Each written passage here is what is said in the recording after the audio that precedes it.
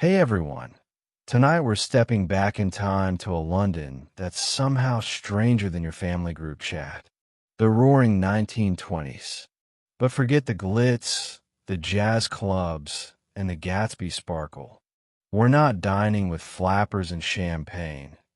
We're ducking under wobbly kitchen tables, peering into smoky working-class flats, and prying open mysterious tins hiding in the back of a Victorian pantry.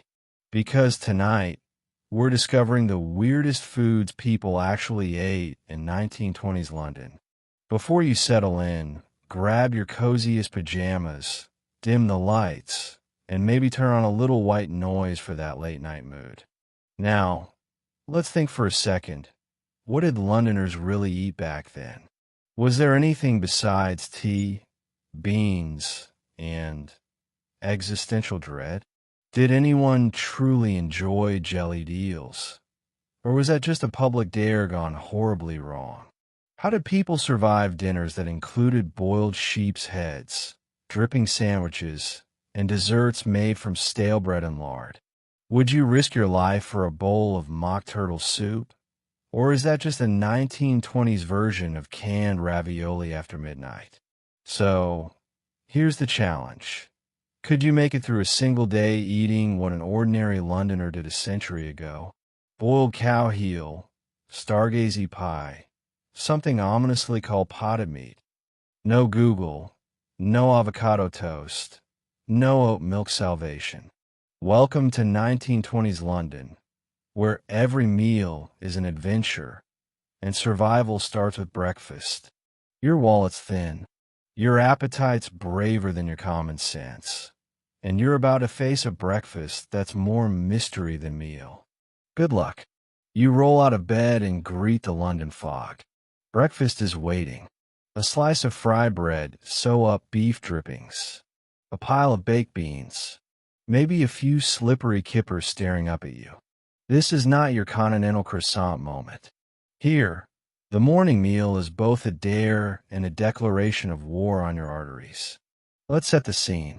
You're in a narrow, drafty kitchen in 1920s London. The wallpaper is peeling, the kettle is whistling, and there's a suspicious dampness to everything, including your socks. You can practically hear the city waking up outside, trams rattling, a distant horse, the groan of someone realizing it's Monday again. But inside all is chaos and cholesterol. On the table sits the star of the show. Fry bread. Not toast. Heavens no. This is yesterday's bread. Cut thick. Dropped straight into a frying pan. And cooked until it's golden brown and just shy of crunchy. Every air pocket saturated with beef dripping.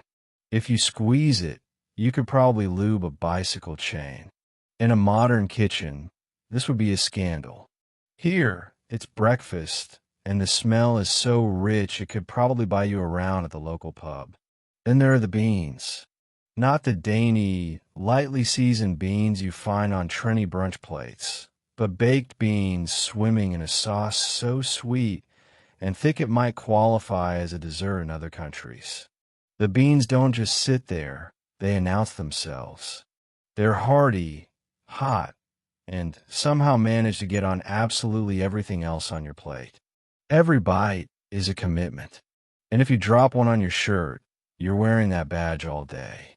But wait, sliding across the plate comes the real test of character. The kipper smoked herring split open and left to languish in a cloud of salty smoke until it's simultaneously flaky and oily. The flavor is somewhere between I just licked a pear and this is how real people build character. The kipper's stare is unrelenting. Some Londoners swear by it. Others swear at it. Either way, it's your job to pick out the bones and pretend it's not looking at you.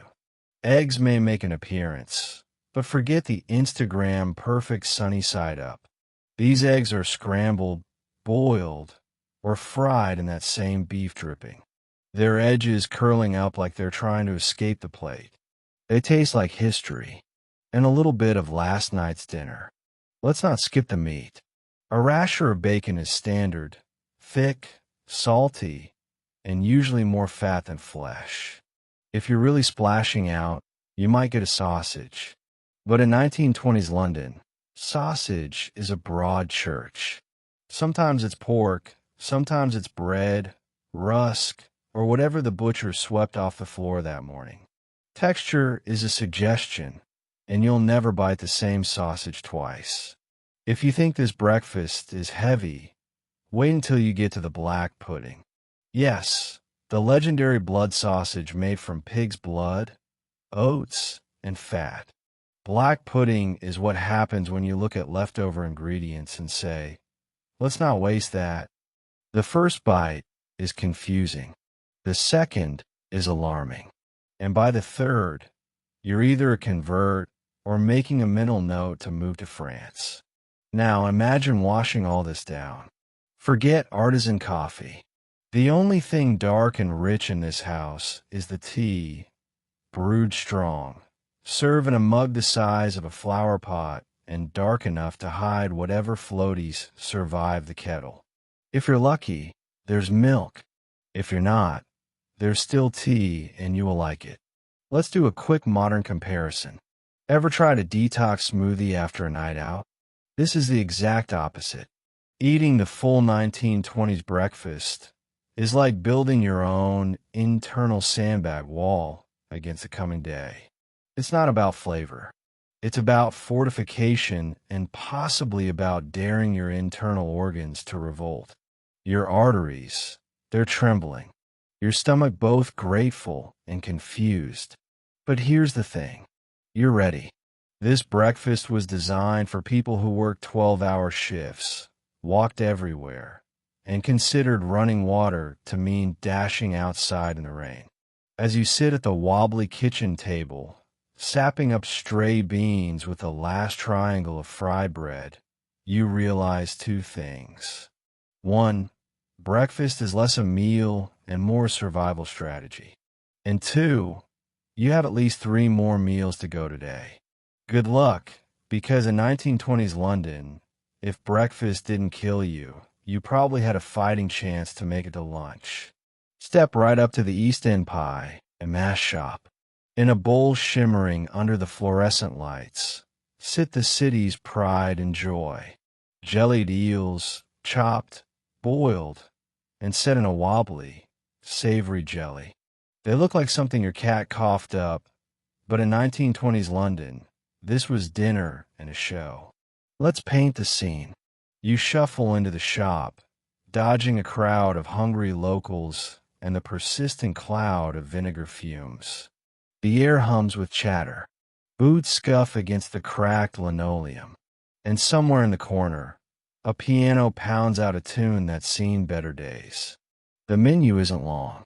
Pie, mash, liquor, the parsley sauce, not the fun kind, and of course the infamous jellied eels. You order a serving, try not to look too suspiciously at the twitchy teen behind the counter who's got eel slime under his fingernails. Now, jellied eels are exactly what they sound like. Imagine a freshwater eel caught in the murky temps, chopped into thick, rubbery chunks, then simmered for hours in seasoned water. The boiling releases enough gelatin to set the whole thing into a quivering, translucent jelly once it cools. If you thought aspic was weird, try eating it when it's actively staring back at you. The first spoonful is a leap of faith. There's a faint whiff of the river. Earthy, fishy, with a hint of did something just move. The texture is a 3-act play. The jelly is cold, wobbly, and alarmingly slick. The eel itself is firm and chewy, sometimes giving way with a soft pop that lets you know you've hit the skin. It's a dish that never lets you get comfortable. Just as you start to think, maybe this isn't so bad, you get a mouthful of bone or a surprise splash of fishy brine. Still, there's an art to eating jellied eels. Locals swear by a dash of malt vinegar and a healthy shake of white pepper. Purists eat it cold straight from the bowl, while the cautious pick around the suspiciously opaque bits and try to avoid eye contact with their meal. If you're new to the dish, you'll spend a lot of time second-guessing your life choices. But if you grew up in the East End, you'll tell anyone who listens that it's an acquired taste. The same way people say that about black coffee, blue cheese, or apologizing to your neighbor after a late-night argument. Why eels? That's the real question. In the days before Deliveroo and supermarket fish fingers, eels were everywhere.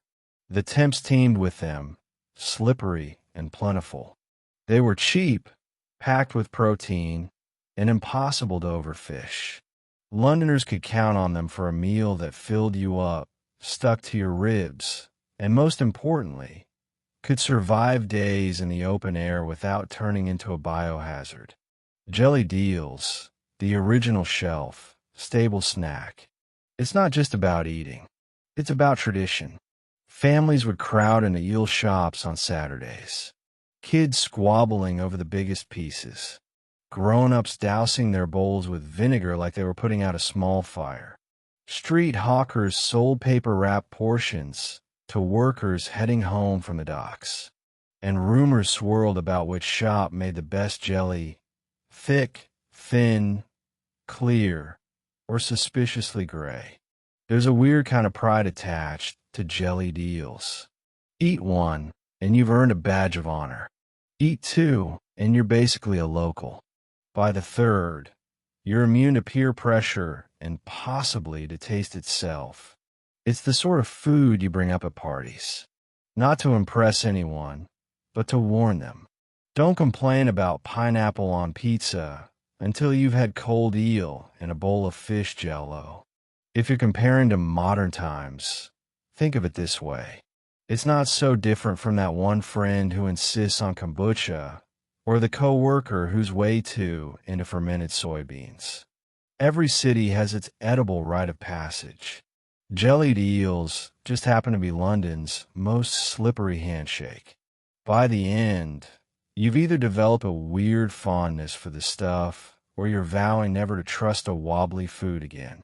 Either way, you leave the shop with a full stomach, a new respect for your digestive system, and a lingering suspicion that somewhere an eel is getting the last laugh. And as you walk home through the London fog, you realize something important. It takes a special kind of resilience to eat a meal that stares back, jiggles on the spoon, and makes your teeth work overtime. But if you can survive jellied eels, you can survive anything, at least until lunchtime. Craving a snack between shifts? Grab a slice of bread, slather it with beef drippings, literally the fat from a roast, and slap it shut. Congratulations, you're now eating a dripping sandwich, a comfort food. So greasy it doubles as hand moisturizer. Let's set the scene. You're standing in a cramped 1920s London kitchen, your stomach rumbling, the coal fire barely holding on in the grate. There's no fridge humming in the corner, just a chipped lauder and a bread box that's seen more drama than the local theater. Butter, that's for special occasions, weddings, Christmas, and maybe when you win the pools. But drippings, that's every day. A byproduct of Sunday's roast, sitting in a mug, thick and golden, just waiting to meet its carb-based destiny. You reach for a crusty, slightly stale loaf. Nobody's throwing bread away. Not in this household. And slice off a doorstop. The dripping has settled into layers. A soft white fat on top, and lurking underneath a dark meaty jelly known as the goodness. The family legend is that the best bit is at the bottom. But really, you're just playing Russian roulette with calories. Spread thick, the dripping glistens in the weak sunlight, soaking into the bread until it glues your fingers together with a film so slick you could moonlight as a mechanic. The sandwich is cold because everything is cold, and it's dense, chewy in a way modern bread never is. The first bite is a rush of pure savory satisfaction.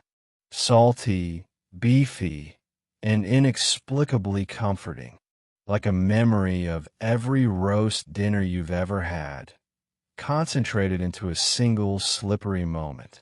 There's no crunch, no fancy textures, just soft bread and smooth fat. Maybe a sprinkle of salt if you're feeling decadent. Some families add a layer of meat jelly. Some go wild and toss on a few pickle slices for health, but the purists scoff. Why ruin perfection? This is poverty's answer to brunch. A snack invented by people who believed in thrift, practicality, and getting through the day on as few coins as possible.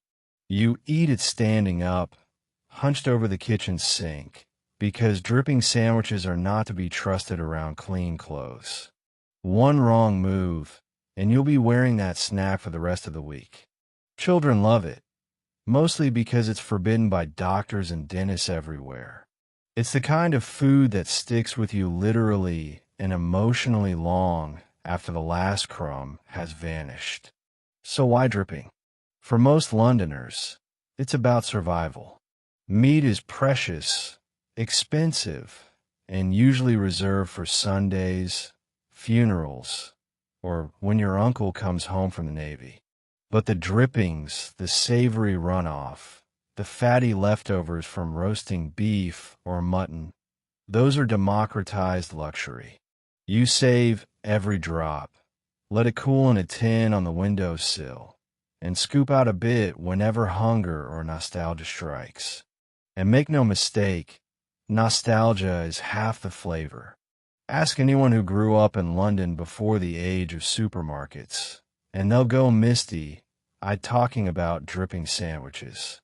They'll reminisce about rationing, about queuing for bones at the butcher's, about a time when nothing went to waste, and making do was both a necessity and a skill set. For some, it's a taste of childhood.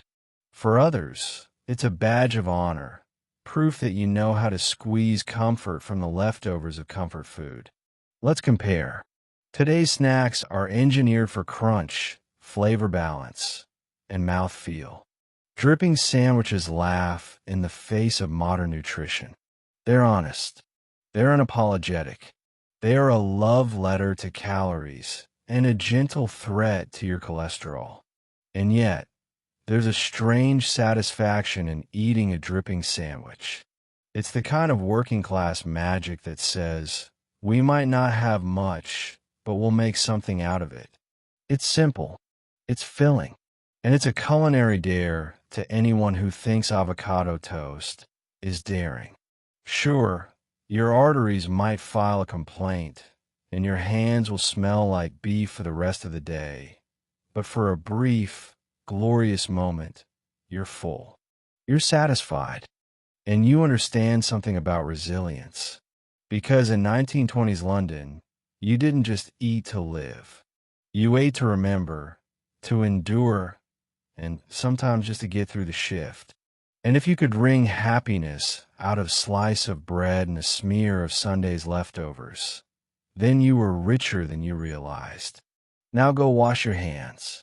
Seriously, for the adventurous or simply the hungry, tripe, yes, the stomach lining of a cow served with boiled onions was a staple in 1920s households. It's slippery, chewy, and smells like someone boiled a rugby ball, but at least you can brag about it later. Now, let's paint the scene. It's a rainy Tuesday in a cramped East London flat. The window panes are sweating. The kitchen wallpaper is doing its best impression of modern art, and a battered pot bubbles away on the hob. The star of tonight's meal.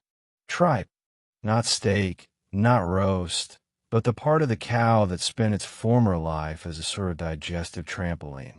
You open the pot, and a cloud of steam hits you in the face. A fog that carries with it the unmistakable scent of opportunity. And onions. Lots and lots of onions. They're not just for flavor. They're there to mask, to soften, to do the heavy lifting that salt and spices couldn't always afford to do. If you squint, it almost smells comforting. If you don't squint, It smells like a school gym bag left in the rain. Tripe, you see, is not a meal for the faint of heart. The texture alone is a test of willpower. Each bite is a negotiation. The first tentative chew brings a soft squeak, like biting into a deflated, bouncy castle. Then the slippery texture kicks in, and suddenly you're wishing you'd gone for the bread and dripping. But you push through because in 1920s London, waste is a sin and protein is gold. What does it taste like? That's the million-pound question. The answer, it tastes like whatever you cook it with on its own. Tripe is bland in a way that feels like a cosmic joke. But simmer it long enough with onions, a splash of malt vinegar, maybe a knob of soda if you're feeling flush, and suddenly it's a dish that clings to your ribs. Or maybe just your teeth. This isn't luxury food. It's survival cuisine. Tripe and onions is what happens when necessity runs headfirst into resourcefulness. In an era where meat was rationed and every penny counted, owl was cheap, abundant, and could stretch to feed an entire family. The local butcher would sell you a pound of tripe for next to nothing. And if you asked nicely, might even throw in an onion or two for luck. You didn't eat tripe for the taste. You ate it for the calories, the minerals, and on a good day, the story you could tell your mates down the pub. What's for dinner? Tripe and onions, mate. And if you're lucky, we'll have it again tomorrow. It was a badge of honor, a culinary rite of passage, and a secret handshake among anyone who grew up working ass in London. How do you eat it? Slowly, with plenty of bread to mop up the gravy, and as many onions as you can handle. Some families added a splash of Worcestershire sauce or a dollop of mustard for courage. Kids either learned to love it, learned to fake it, or developed a mysterious lifelong allergy to anything slippery. The truly unlucky ended up with leftovers in their lunch pail the next day, the smell haunting them through school like a ghost of dinners past. Tripe and onions has that strange power to make you both proud and slightly embarrassed. It's the sort of meal that proves you're tough, resourceful, and able to handle anything life throws at you, even if it's mostly connective tissue and onions. In modern terms, it's the culinary equivalent of doing your own taxes or fixing a leaky faucet. No one enjoys it, but it's character building. Compare it to today's food scene, and you'll see how far we've come, or how far we've fallen, depending on who you ask.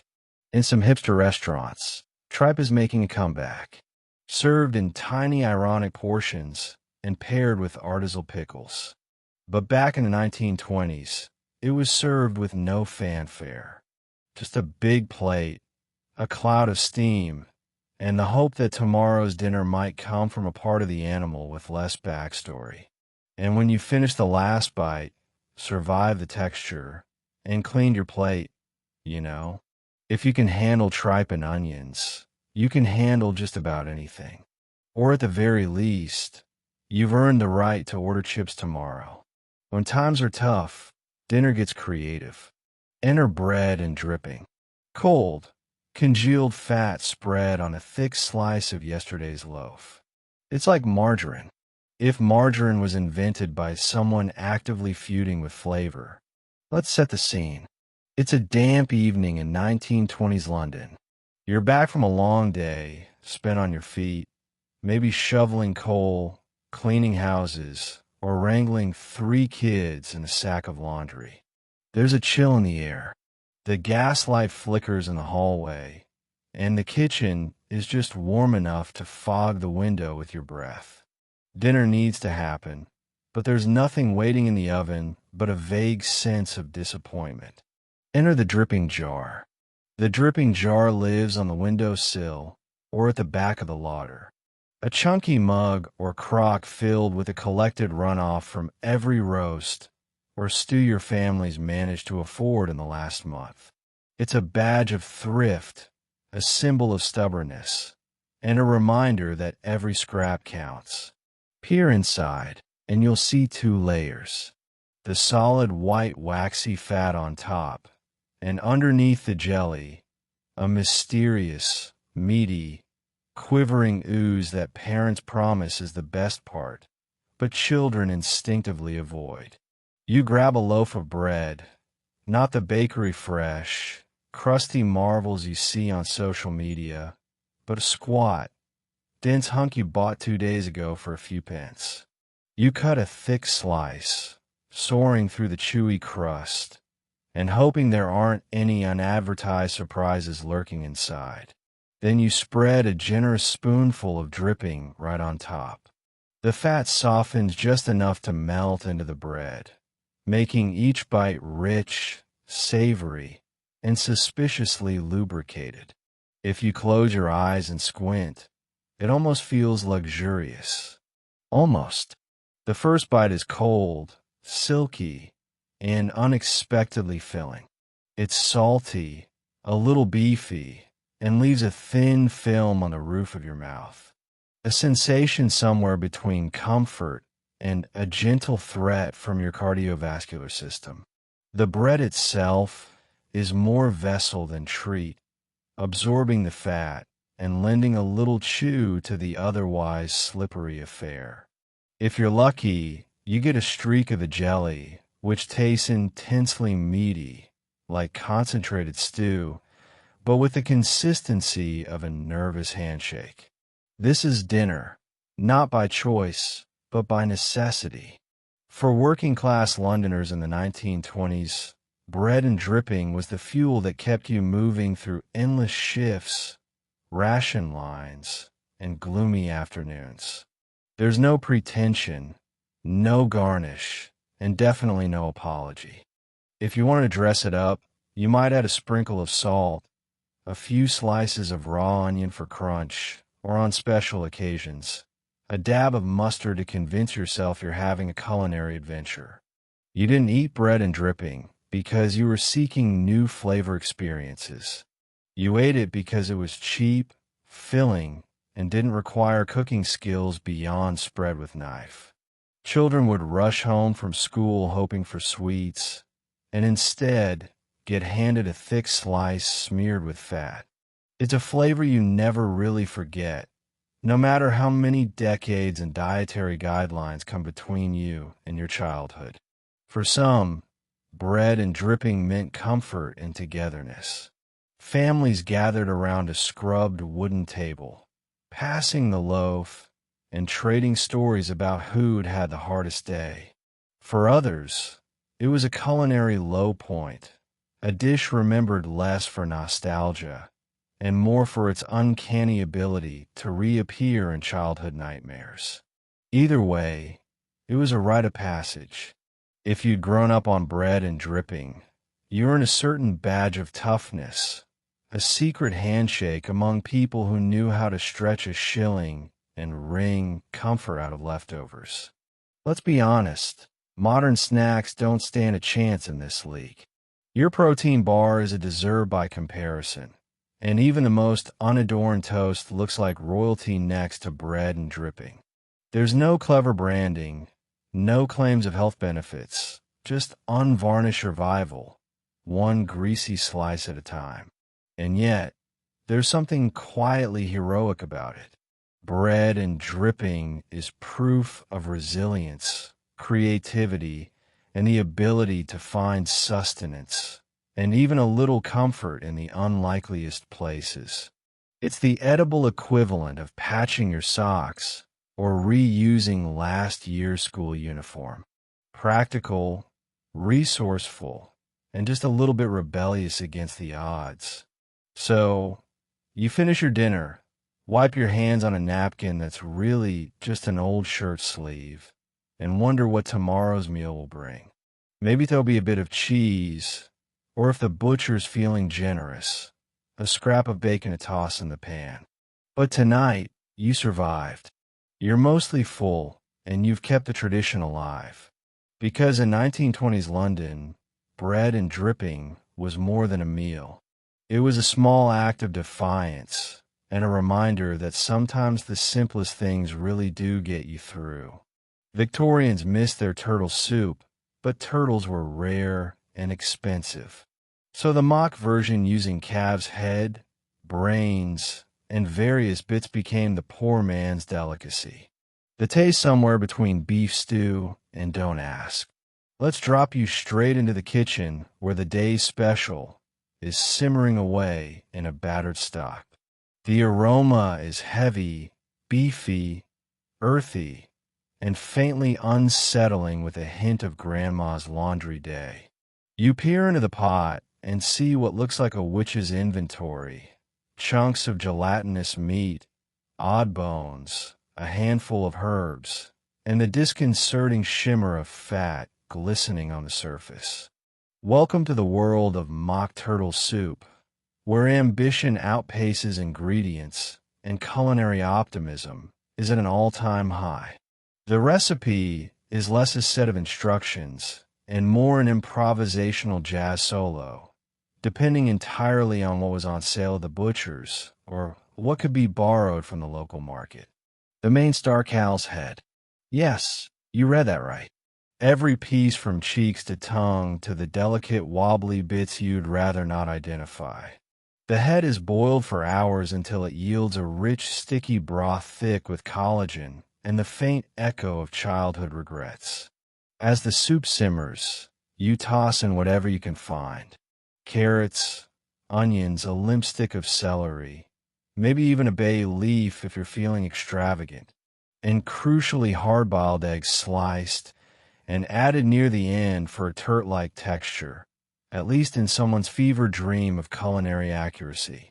If you're lucky, a splash of cherry finds its way in, giving the finished dish an aura of celebration. If you're not, well, there's always tomorrow. The finished product arrives at the table in a chipped bowl. It's a deep, muddy brown, steaming, and glossy with bits of meat and vegetables floating hopefully.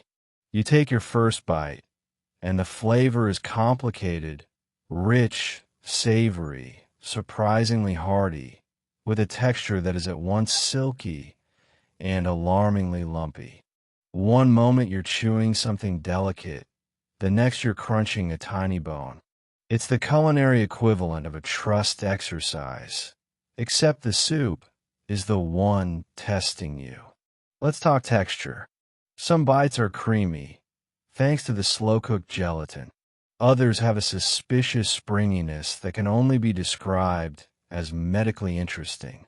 Every now and then, your spoon dredges up a fragment of calf's tongue, and you're forced to pretend it's a gourmet treat.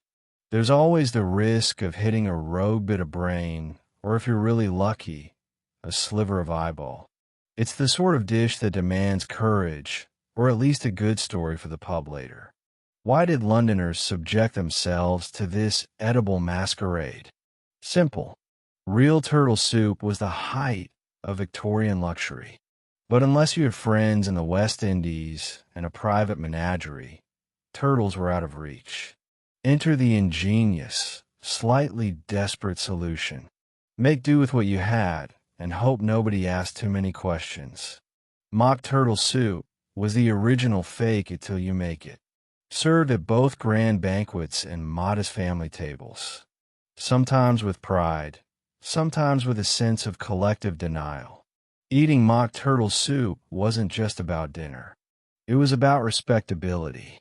To serve it was to say, we're refined, we're clever, and we absolutely did not just boil a calf's head for 8 hours because it was cheap. It showed resourcefulness, thrift, and a willingness to bend reality until it tasted almost like aspiration. If you closed your eyes, squinted, and really believed, you could almost convince yourself you were enjoying the real thing. Almost. Let's compare to today. Mock turtle soup is basically the original plant-based burger, promising all the decadence of the real deal with none of the actual ingredients. Sure, it's a bit of a culinary white lie, but it's born out of necessity and British pluck. Every spoonful is an act of hope a gamble against disappointment, and a stubborn refusal to accept that you can't have what you want. You eat it for the warmth, for the calories, and for the family tradition of gathering around the table and congratulating yourselves on another successful exercise in creative menu writing.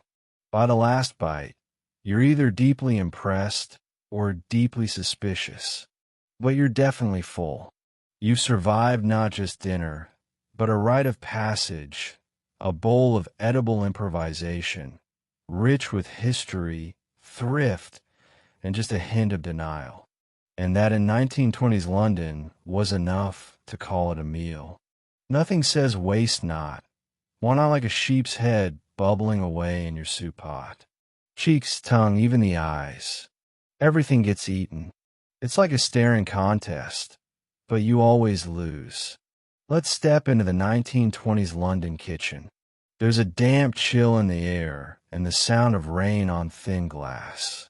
The stove is sputtering, and you're greeted by a sight that would make most modern cooks quietly back out of the room. A sheep's head bobbing serenely in a battered pot, its hollow eyes gazing at the ceiling, possibly pondering the meaning of life, or at least what happened to the rest of its body. The process begins with a trip to the butcher, usually at the end of the day when all the best cuts are long gone. What's left? The head, teeth and all, sometimes sawn in half to make it more manageable. A phrase that is doing a lot of heavy lifting. Back home, you give it a rinse, maybe a quick sing to remove any lingering wool, and lower it gently into a pot of salted water. Throw in a carrot, an onion, maybe a bay leaf for optimism, and let it simmer for hours, filling the house with a scent somewhere between rustic countryside and old Jim's sock. As it cooks, you begin to appreciate the ingenuity behind this dish. In 1920s London, wasting food wasn't just frowned upon. It was downright dangerous for your household budget. Every part of the animal was valuable, and the sheep's head was an unlikely treasure trove. Cheeks become meltingly tender. The tongue plumps up like the world's strangest marshmallow. And even the bits around the eyes, yes, you're eating those, turn rich and unctuous. Let's talk texture, because this meal is not for the faint of palate. The cheek meat is buttery and soft, easy to pull apart with a fork, and rich enough to pass for something far more expensive. The tongue is a favorite for those in the know. Mild, meaty, and surprisingly elegant. If you can get past the hole it used to lick grass thing. As for the eyes, well, let's just say they're considered a delicacy in some circles if you're brave. You'll pop one out with a spoon, wheeze and slurp it down, gaining instant bragging rights and possibly the respect of your elders, or at least the family cat. But the adventure doesn't end there. Once everything is tender, you lift the head out of the pot and carve a tableside. The steam rising as you pick through the nooks and crannies for hidden pockets of flavor. There's no room for squeamishness here. In a 1920s household, you eat what's served and you're grateful. A splash of malt vinegar or a dab of mustard on the side helps everything go down and adds a bit of excitement to each bite. If you're lucky, there's enough meat to go around. If not, you hope nobody saw you take that second helping of cheek. This isn't just a meal. It's a ritual, a lesson in humility and thrift. The boiled sheep's head is a reminder of how far creativity, necessity, and a strong stomach can take you. For working-class Londoners, this was not some exotic dare, but a staple, stretching a few pence into something filling, nutritious, and depending on how well you avoided the teeth, almost enjoyable. Comparing it to today's dinner scene, it's hard to imagine a meal more at odds with modern sensibilities. This is the exact opposite of Instagram food. It's not pretty, it's not delicate, and it will not earn you any followers. But there's a pride in the act surviving a meal that others might run from, making something comforting out of what the world would otherwise throw away. And at the end of the night, as the rain still patters against the glass, and you scrape the last bit of meat from around the jaw, you realize you've eaten history. You've dined like a true Londoner. Tough, resourceful, and just a little bit fearless. Because in 1920s London, you didn't just finish your dinner, you conquered it. And if you're still making eye contact with what's left in the pot, well, that's just dessert. Walk into any grocer and you'll find a squat jar of potted meat, ground leftovers cooked to oblivion and sealed in fat. Nobody's quite sure what's inside, but in 1920s London, sometimes you just had to trust the process and hope for the best. Let's set the scene. It's a chilly London evening. The streets outside are slick with rain, and you're rummaging through the larder for something. Anything that isn't just another slice of bread and dripping. Your hand lands on a small jar, heavy and reassuringly greasy, with a label that's mostly faded and a lid that pops with an oddly satisfying sound. You've just entered the strange and mysterious world of potted meat, a food that's equal parts comfort and gamble. The making of potted meat is an act of pure culinary practicality. The idea, nothing goes to waste. Into the pot goes everything. Scraps of beef, pork, maybe a little chicken, tongue, or heart. Whatever the butcher swept up at the end of the day is fair game. It's minced, seasoned if you're lucky, and cooked down slowly until it's soft enough to spread and unrecognizable enough to spare you any second thoughts. Once it's reduced to a thick, savory paste, it's packed tightly into a jar and sealed under a cap of rendered fat, nature's original preservative. This keeps out air, mold, and most importantly, any knowledge of what you're actually eating. Open a fresh jar, and you're met with a layer of white, waxy fat that glistens in the weak kitchen light. Underneath a dense, slightly pinkish meat paste that smells surprisingly inviting, rich, salty, and a little bit mysterious, like a secret you're not sure you want to discover. Spread on a chunk of bread, it's smooth, fatty, and somehow both luxurious and vaguely alarming. Every bite is a mystery. Is that a hint of sage or just wishful thinking? Was that a bit of gristle, or was something better left unmentioned? For many families in 1920s London, potted meat was the answer to a 100 culinary questions. What's for dinner when there's no money for the butcher? What goes in the sandwiches for tomorrow's lunch? What can you put on toast that won't require a trip to the shops or any actual cooking? The answer is always potted meat spread thick and eaten with the kind of stoic optimism that only comes from years of making do. It's a dish born from necessity, thrift, and an admirable commitment to zero waste. Meat was precious, so you made every bit count. Even the most unglamorous scraps could become a meal with enough patience, salt, and a good seal of fat. This was protein that could last through lean weeks, ready and waiting in its little jar for anyone brave enough to dig in. Children, of course, had a complicated relationship with potted meat. On the one hand, it was tasty and spreadable, turning plain bread into something that almost felt special. On the other, it was a food of suspicion because everyone had a story about that one time someone found a tiny tooth or something with a suspicious texture. For parents, it was the ultimate convenience food. Quick, filling, and requiring absolutely no fuss. Just a butter knife and a strong constitution.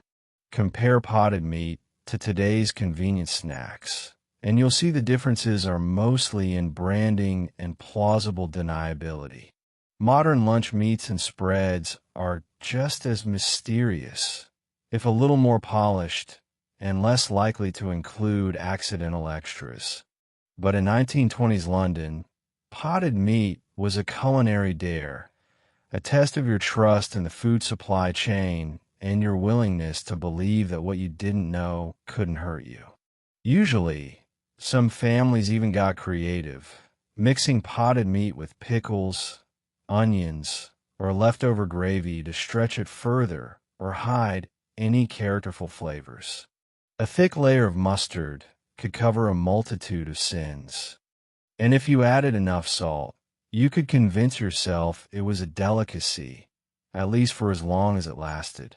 By the end of the meal, you're left with an empty jar, a slightly greasy smile, and a sense of pride that you made it through another dinner without breaking the bank or the illusion of culinary normalcy. In a city where every penny counted and every meal was a victory, potted meat wasn't just survival. It was a badge of resilience, a celebration of thrift, and proof that sometimes you really are better off not knowing what's inside. Bon appetit and good luck. Cornwall's famous pie made it to London in the 20s. Imagine a pastry filled with whole sardines, heads poking out through the crust like tiny witnesses. It's charming if you're into pies that watch you eat them. Let's picture it. You walk into your kitchen, still foggy from the morning's coal smoke and the evening's drizzle. There on the table is a pie that would send even the most seasoned Instagram food critic running for the hills. Its golden crust is punctured by the goggling eyes and open mouths of several sardines, angled skyward as if hoping for escape, or perhaps just hoping you'll go away. This is stargazy pie, where your dinner stares back and silently judges your life choices. The story of stargazy pie is a saga of thrift folklore and a generous dash of culinary bravado. Born in the fishing villages of Cornwall, this dish traveled up to 1920s London alongside Cornish migrants looking for work and presumably better pie options, but old habits and old recipes die hard. The main ingredient, fresh sardines, which were cheap, plentiful, and thanks to the wonders of British cuisine, destined for some truly odd recipes to make a proper stargazy pie. You start by laying out a short crust, or so at pastry base, strong enough to contain not just the filling, but the collective existential crisis of anyone looking at it. And go the sardines, whole heads and all, sometimes even tails, arranged in a starburst pattern. The fish heads poke through slits in the top crust, gazing ever upward, as if imploring the heavens for mercy. You add potatoes, boiled eggs, and onions, all generously seasoned with salt, pepper, a pat of butter, and a suspiciously heavy pour of cream or milk, depending on how rich or desperate you're feeling. Then comes the baking, which fills the house with the unmistakable aroma of the sea, butter, and a faint undertone of something burning. By the time it comes out of the oven, the pie is bubbling, fragrant, and radiating the kind of confidence only a dish this visually confrontational could muster. It's a centerpiece for the table, though maybe not for the faint of heart. Eating stargazy pie is an act of courage and curiosity. The crust is rich and flaky, the potatoes creamy, the eggs soft, and the sardines, well, they're sardines, oily, briny, and surprisingly complex. Their flavors have permeated every corner of the filling. Every forkful is a reminder that food can be both nourishing and deeply psychological. You pick your way around the heads, or if you're brave, go straight in for the full stargazy experience. The bones are small and edible, but the eyes are not for the squeamish. Each mouthful is a lesson in persistence, a love letter to resourcefulness, and a dare to the uninitiated. Let's be clear, in the 1920s, this wasn't considered odd or adventurous. This was tradition, practicality, and a bit of fun for the kids or trauma, depending on their temperament. In tough times, the fish heads on top weren't just for spectacle. They let everyone know there was real fish in the pie, not just scraps or leftovers. It was proof of honesty and maybe a bit of pride. After all, you can't fake a pie with a dozen little faces looking back at you. Stargazy pie wasn't just about eating. It was about storytelling. Every family had a tale about the first time they braved the dish, the time someone dared to eat an eye, or the time the crust collapsed, and everyone got a surprise. It's a meal best enjoyed with others, if only so you're not alone when the fish heads start to haunt your dreams. Compare it to today's comfort food, and Stargazy pie is as far from a supermarket lasagna as you can get. There are no hidden vegetables, no processed cheese, and absolutely nothing pretending to be something else. This is a pie that's brutally honest about what it is and what it expects from you, namely courage and a sense of humor. So, as you finish the last bite, crust flakes on your fingers and a new respect for Cornish bravado in your heart. You realize you've just survived one of London's weirdest culinary rites. Because if you can handle dinner with a view, you can handle anything, even a midnight snack that doesn't stare back. Forget your sweet breakfast porridge. This version is salted, maybe laced with cheap cuts of meat, onions, or whatever else is lurking in the latter. It's comfort food. If your comfort zone includes slightly gritty, let's set the dreary scene. It's a drizzly gray morning in 1920s London. The sky is sulking. The fog is thick enough to chew, and you wake up to the slow, sticky bubble of oats simmering on the stove. But don't go getting ideas about cinnamon, sugar, or anything that could be confused with joy. This is savory porridge, an ancient economical recipe that asks the age-old question, what if breakfast could also double as punishment? The base is simple. A handful of coarse oats, the kind that could just as easily be used to patch a leaky roof. These oats are dropped into a battered pot of boiling water with a generous pinch of salt. Because in 1920s London, generous means 2 pinches instead of 1. If you're lucky, you'll find an onion in the latter, soft and starting to sprout, but still willing to play its part. Dice it up and toss it in. No need to be precious about technique. This is where the improvisation begins. A sliver of suet, a chunk of bacon rind, or some unidentifiable bit of dried beef goes in. Not so much for protein as for the illusion of it. Some families might scrape the bottom of yesterday's stew pot and pour the residue in for extra flavor. A hack that's both resourceful and, depending on your standards, mildly concerning. A carrot or a parsnip might make a cameo, but if you spot anything green, it's probably an accident. You stir, and as the porridge thickens, the kitchen fills with a scent that's sturdy. Not enticing, but not exactly bad.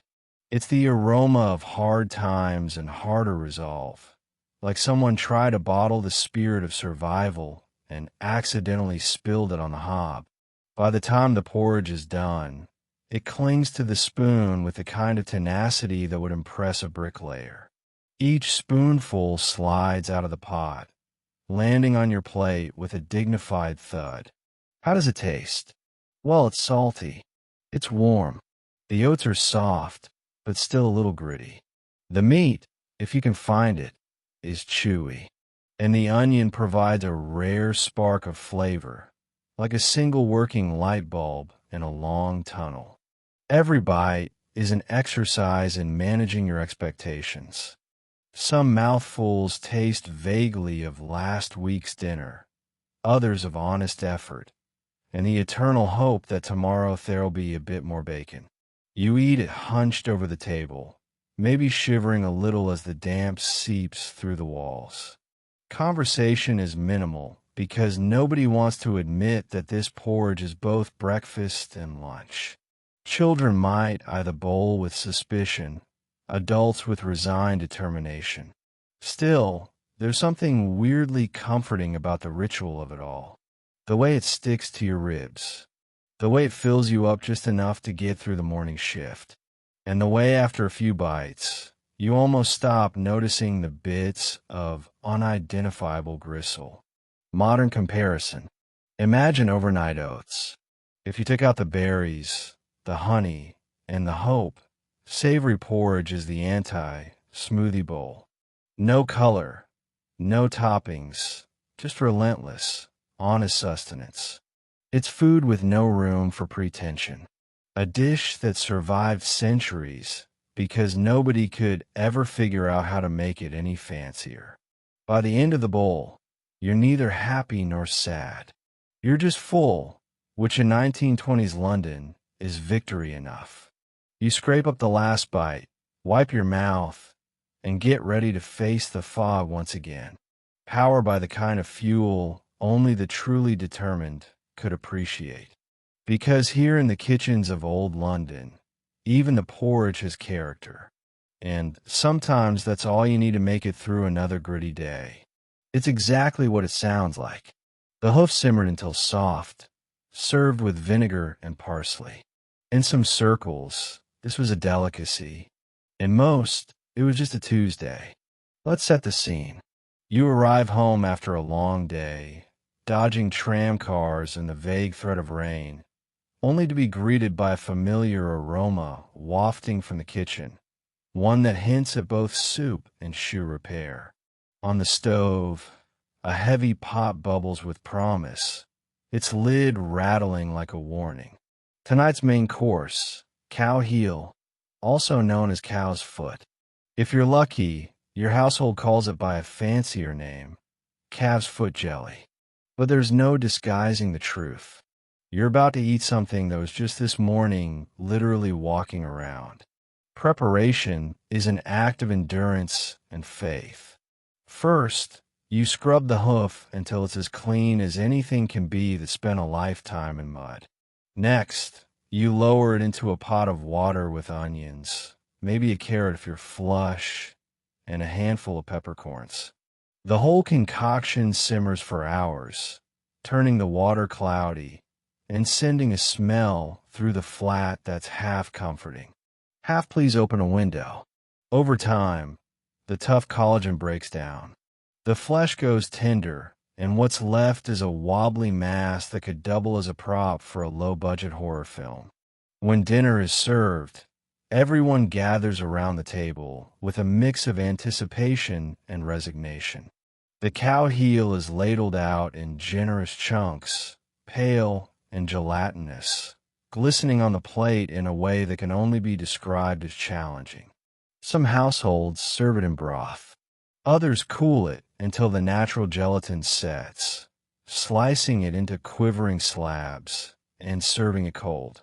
Because if you're going to eat cow heel, you might as well keep it interesting.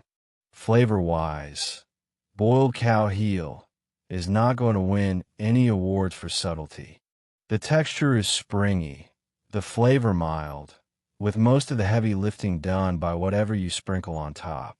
Enter vinegar. Sharp, tangy, the culinary equivalent of a wake-up call.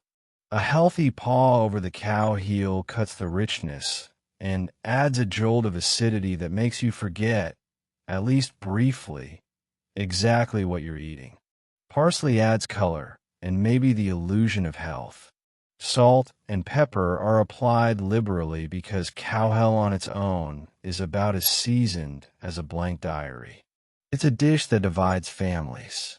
Some insist the wobbly, unctuous texture is the height of sophistication, a working-class delicacy packed with gelatin and minerals. Others just grit their teeth and try not to make eye contact with their dinner. Children are usually suspicious at first, but after enough exposure and a few bribes, might grow to crave its peculiar mouthfeel. At the very least, it's a change from bread and dripping. What's the appeal? In 1920s London, nothing went to waste. Cow heel was cheap, filling, and packed with the kind of protein and nutrients you weren't getting from a diet of boiled oats and yesterday's vegetables.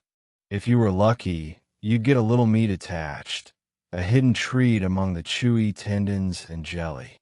And the leftovers. Cow heel broth made an excellent base for the next day's stew, or could be set in a bowl aspic, ready to confuse and delight anyone brave enough to try. Modern comparison, think bone broth, but with more commitment and fewer marketing buzzwords.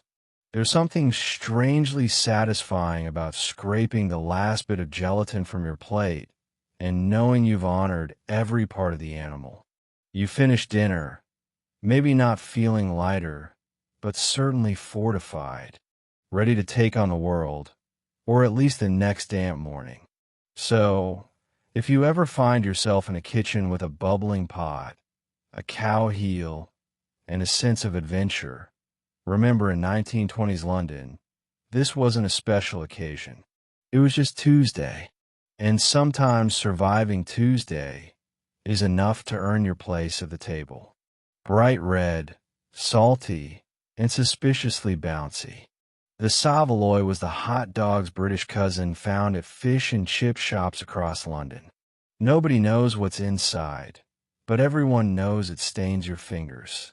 Imagine you're strolling down a busy London street in the 1920s, drawn to the glow of the local fish and chip shop. Behind the glass, next to a heap of battered cod and a fortress of thick-cut chips, sit the saveloy, dozens of them, floating like mysterious relics in a steamy bath of hot water. They're vivid, almost cartoonishly red, as if someone challenged a butcher to make a sausage that would be visible in the dark or double as a traffic flare.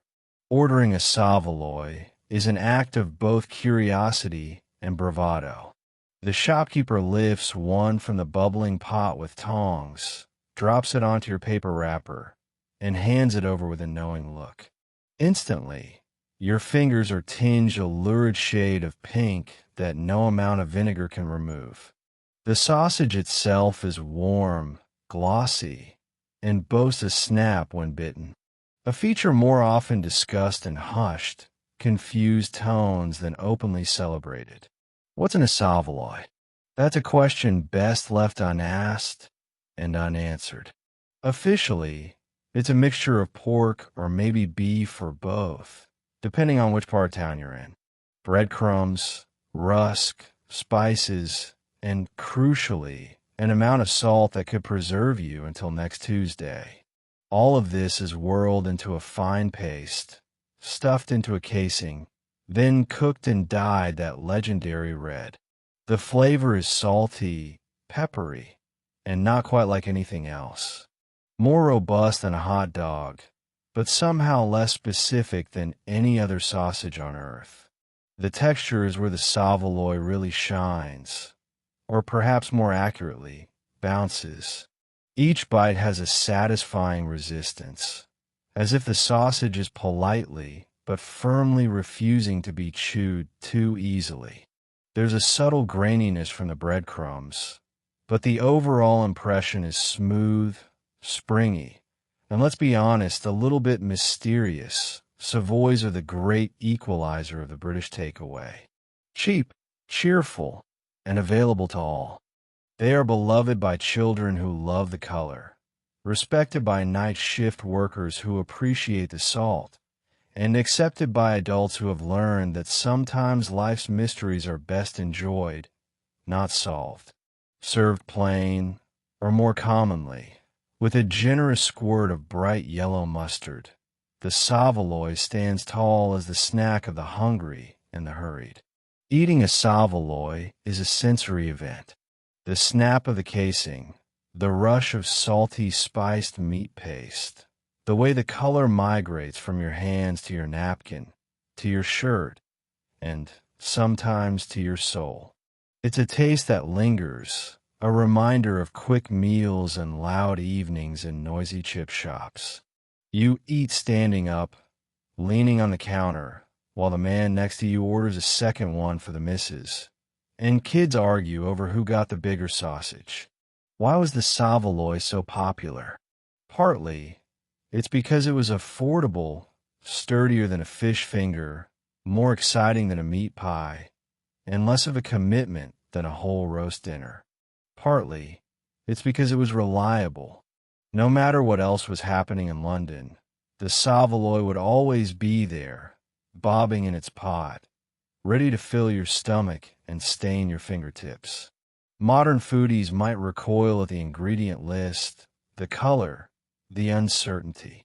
But to those who grew up with it, the Savoy is a legend, a nostalgic bite of childhood, and a badge of survival in a world where you often didn't get to ask what was in your dinner. So as you polish off the last rubbery bite and eye the remnants of red on your hands, you realize the Savoy is more than a sausage. It's a rite of passage. And in the grand tradition of British cuisine, it's proof that sometimes the weirdest foods are the ones we remember most fondly, even if we never quite figure out what's actually inside. Boil yellow split peas with water and salt until it forms a thick paste. Congratulations, you have peas pudding.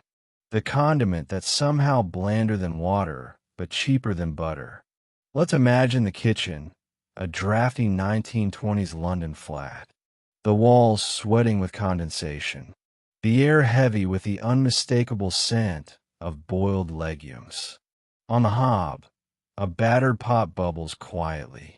The contents are suspiciously beige, thickening with each slow revolution of the wooden spoon. This is peas pudding, a spread, a side, a questionable main course, and above all, a symbol of thrift and perseverance. Peas pudding starts its humble journey as a pile of dried split peas, the most affordable protein in a city where meat is either rationed or simply out of reach for most. You measure out a cup, pick out the little stones, and drop them in a pot with water and a glug of hope. After hours of boiling, while you tend to laundry, scold children, or stare longingly at the bakery across the street, the peas have collapsed into a thick, starchy paste. Add salt, maybe a pinch of pepper if you're feeling bold, and mash until it's smooth enough to spread, but solid enough to cut with a knife. The result, a pudding that's not sweet, not savory, but definitely present. The texture is sturdy, somewhere between hummus and wallpaper paste, and the flavor is minimal. This is food for those who value calories over excitement. If you're lucky, the pudding might have picked up a little flavor from whatever meat was boiled in the pot before it. If not, you close your eyes and pretend it did. Peas pudding is nothing if not versatile. It spreads beautifully on thick slices of bread, soaks up the gravy from boiled ham, and provide the gentle ballast to the more aggressive flavors of pickled onions or cheap sausages. It's a side dish at best, a meal in hard times, and an edible glue for any lunchbox sandwich in between. Some Londoners cut into wobbly slabs and serve it cold. Others prefer it steaming hot. Children might poke it suspiciously, but adults, worn down by years of rationing and practical meals, consume it with the resigned acceptance of people who have made peace with beige food. What does it taste like?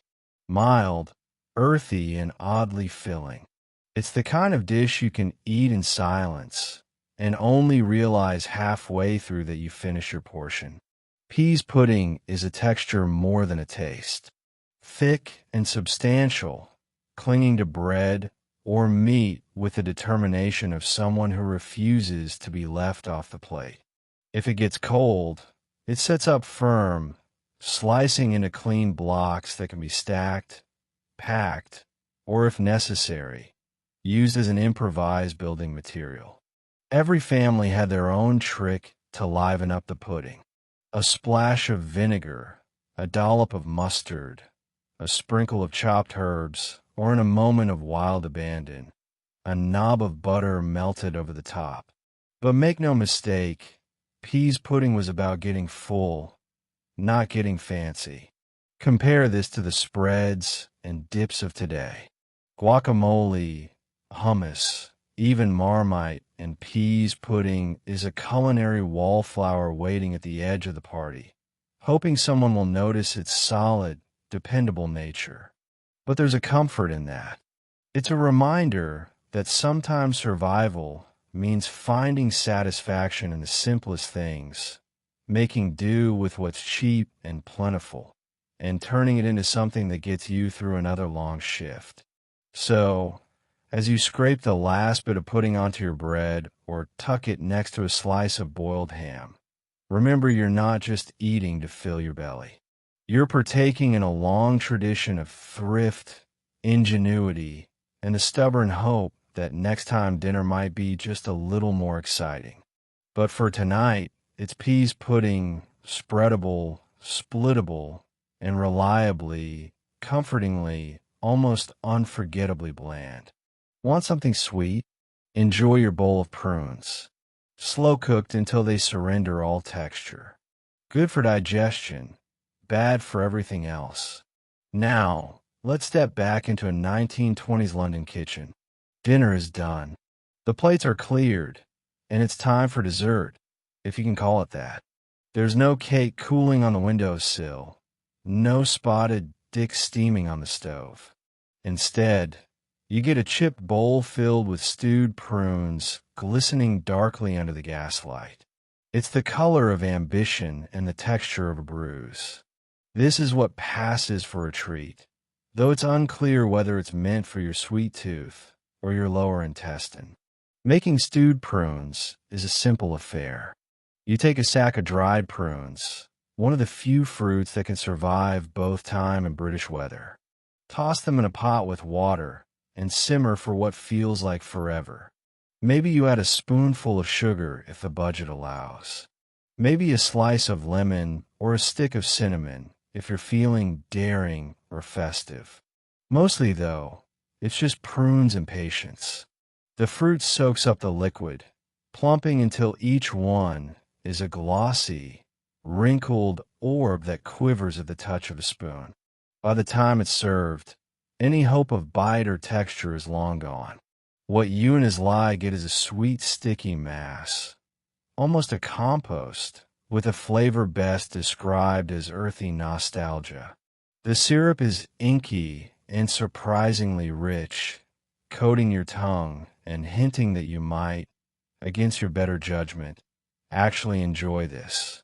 For a moment, you might even believe you've stumbled onto something sophisticated until you remember the real reason your grand keeps pushing you to eat up. It keeps you regular love. This is the secret agenda behind stewed prunes. Their near mythical power over the digestive tract. In an era when fruit was seasonal, bran flakes were the stuff of luxury, and people still measured health by regularity. Prunes were less dessert and more prescribed medicine. Children eyed their bowl with suspicion. Adults, especially those of certain age, scooped them up with the grim determination of people who'd lived through worse. Let's talk about flavor, though. Prunes are sweet, yes, but with a musky undertone that lingers, reminding you of sun and earth and old cupboards. The longer you stew them, the deeper the flavor goes, partly comforting, partly ominous.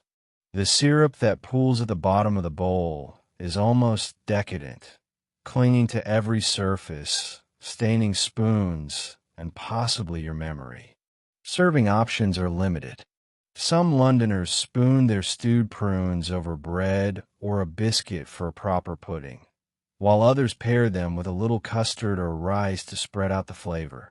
And let's be honest, to dilute the effects. Children might try to trade them under the table for a boiled sweet, but anyone who grew up in a house with stewed prunes knows. You don't leave the table until the bowl is empty.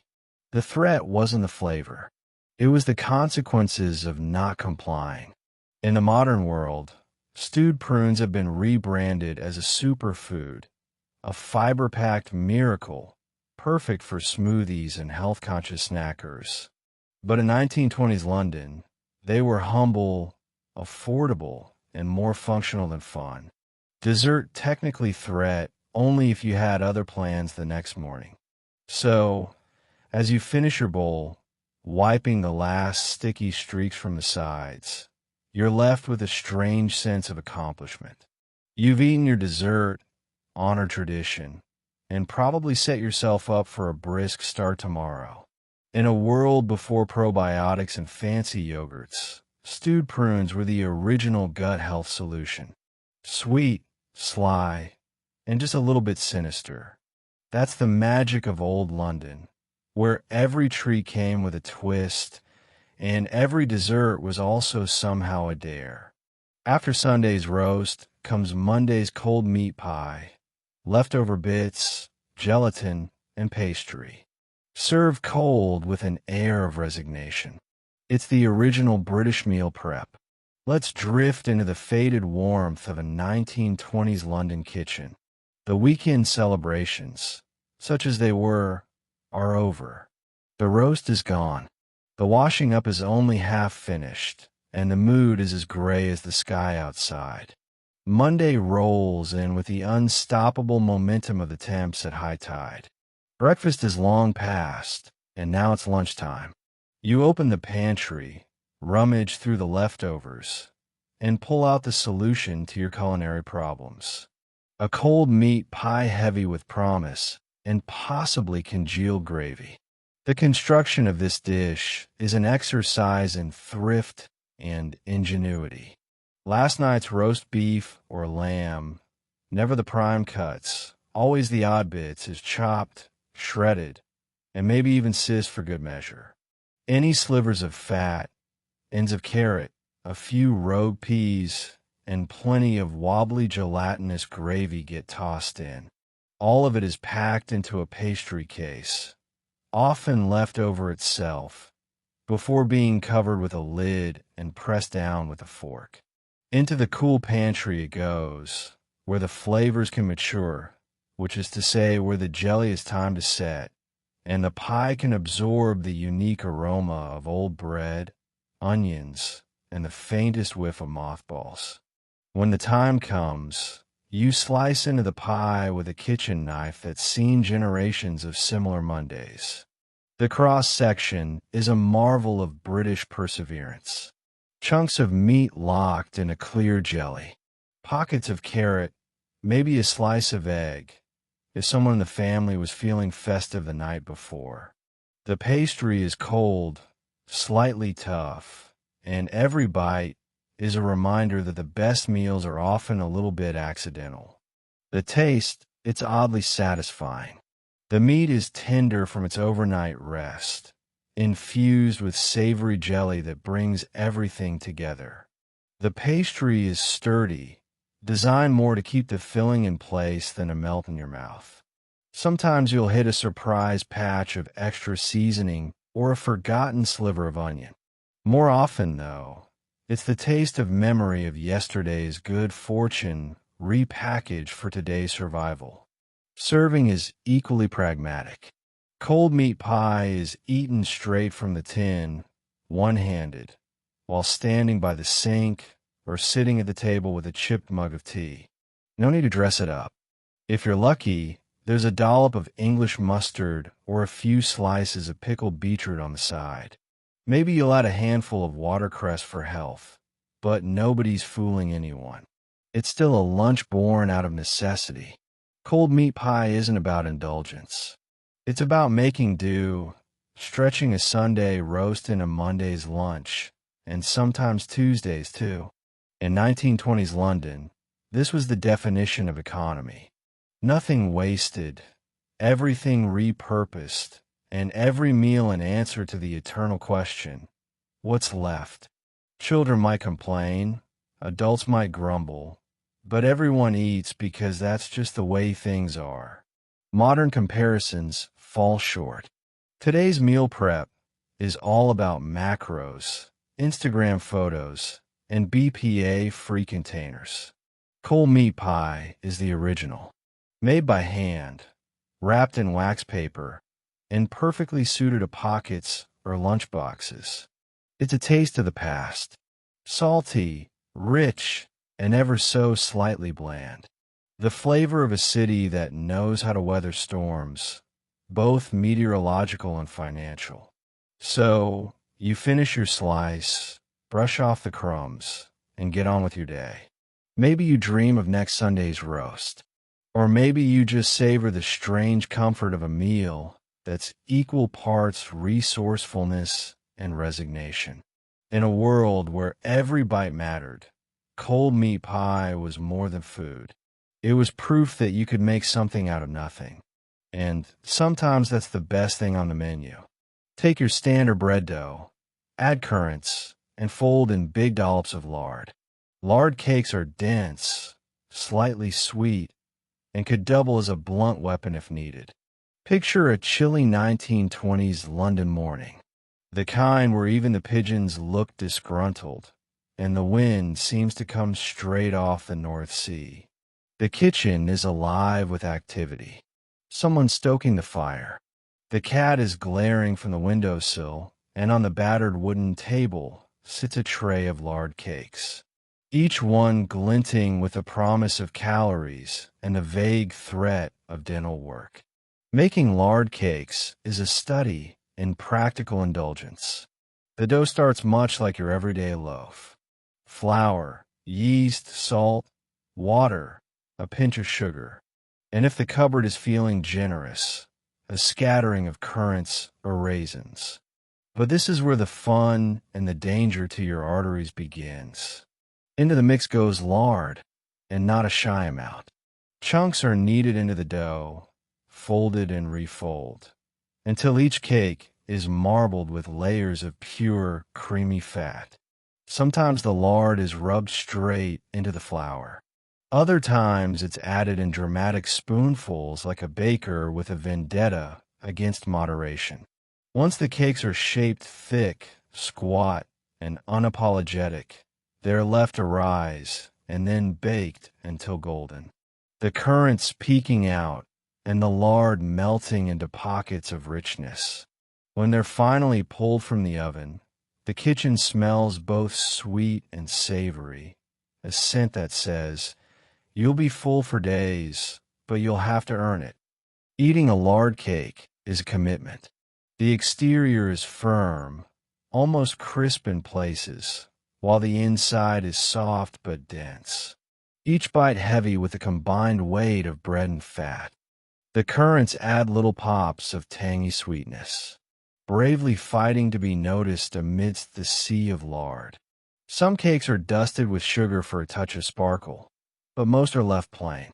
These are not cakes that need dressing up. How do they taste? Imagine if a scone and a loaf of bread had a child, and that child spent most of its life in a butter factory. Lard cakes are both savory and sweet, and somehow manage to feel indulgent and slightly austere at the same time. The first bite is delicious, warm, rich, satisfying.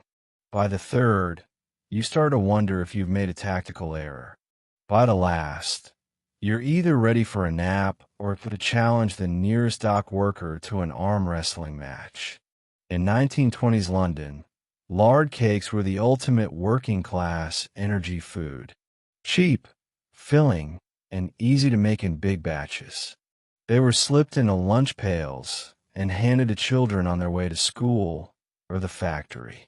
For many, they were a rare treat, a bit of extra fuel on cold mornings, or a reward after a long day.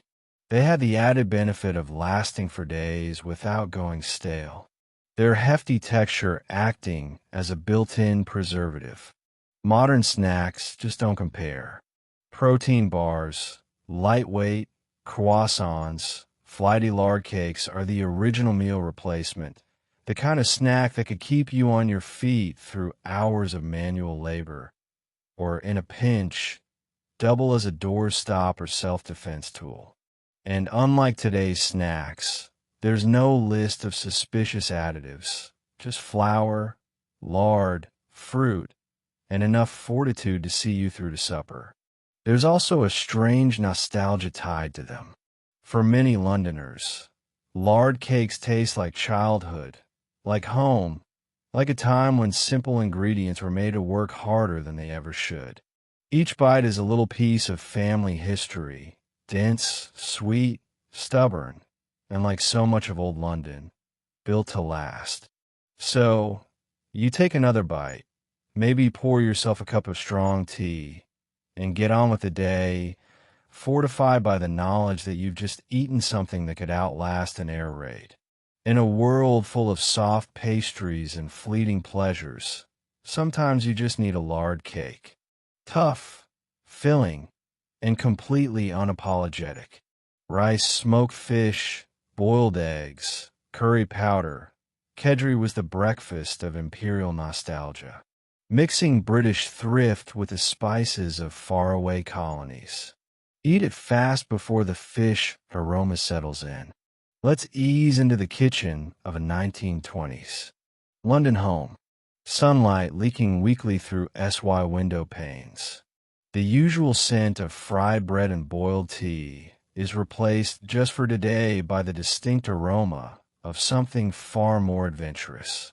A scent equal parts comforting and, if you're being honest, slightly alarming. Kedgeree is on the menu, and there's a sense that breakfast is about to take you on a trip around the empire.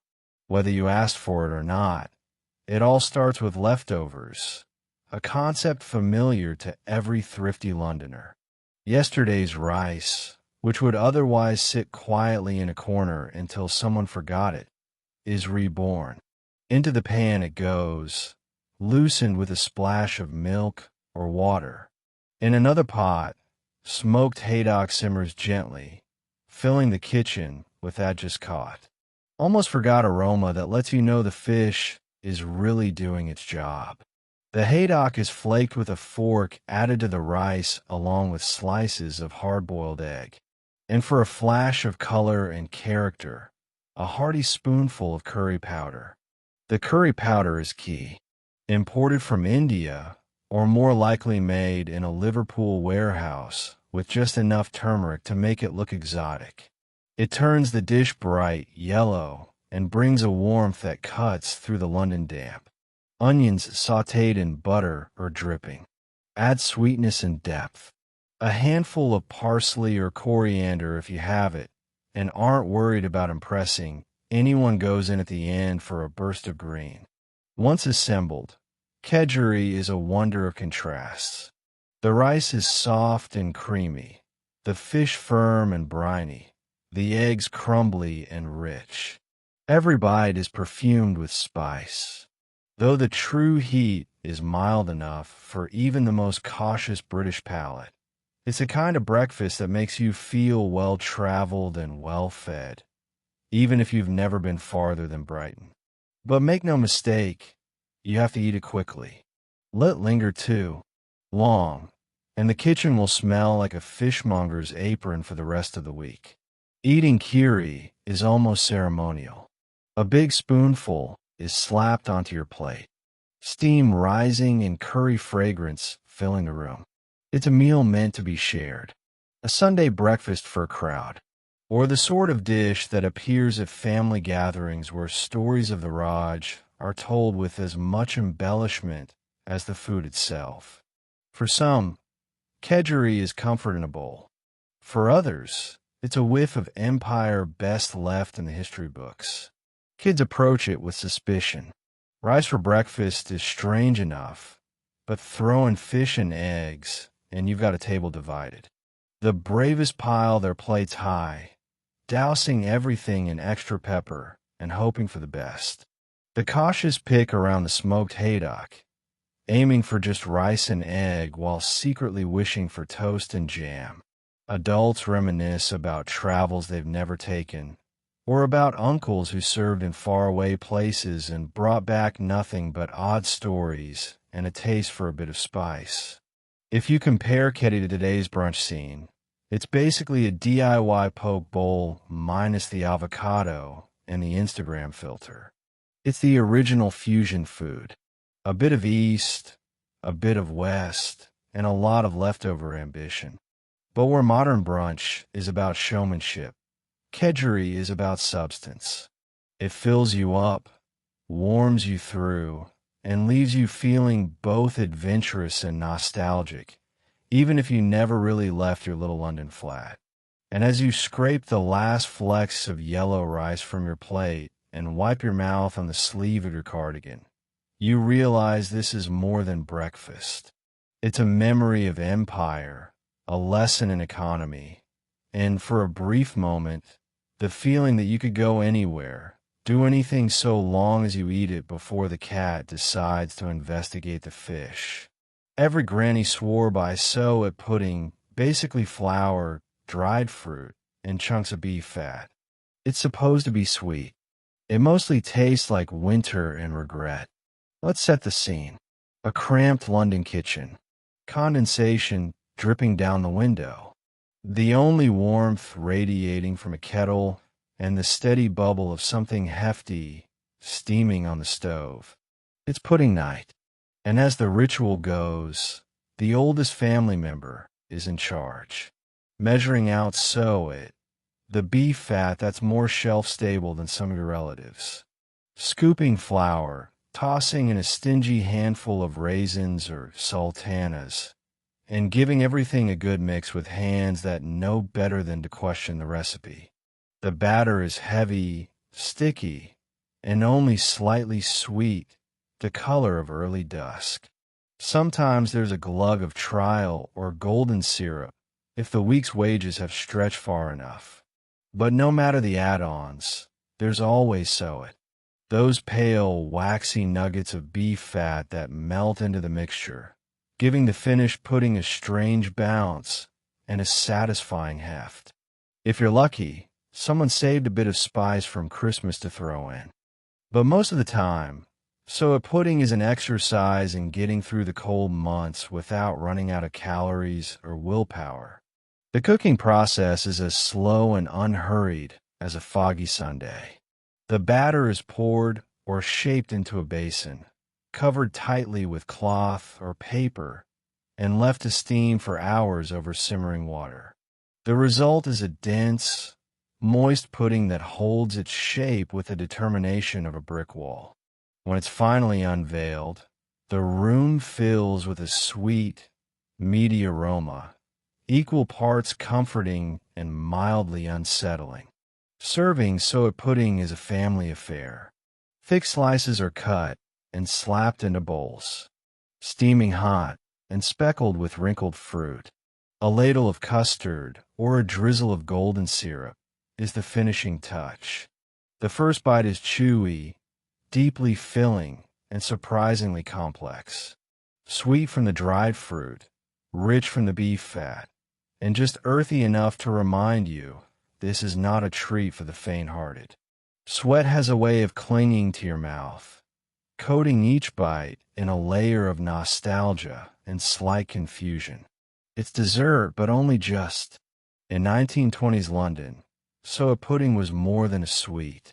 It was a practical solution for hungry families. Flour, and dried fruit were cheap, easy to store, and kept you going through cold winters and lean times. Grannies guarded their pudding secrets, passing them down the generations, each one swearing their method produced the fluffiest, most flavorful results. Some families added jam, others a splash of brandy, if there was a reason to celebrate.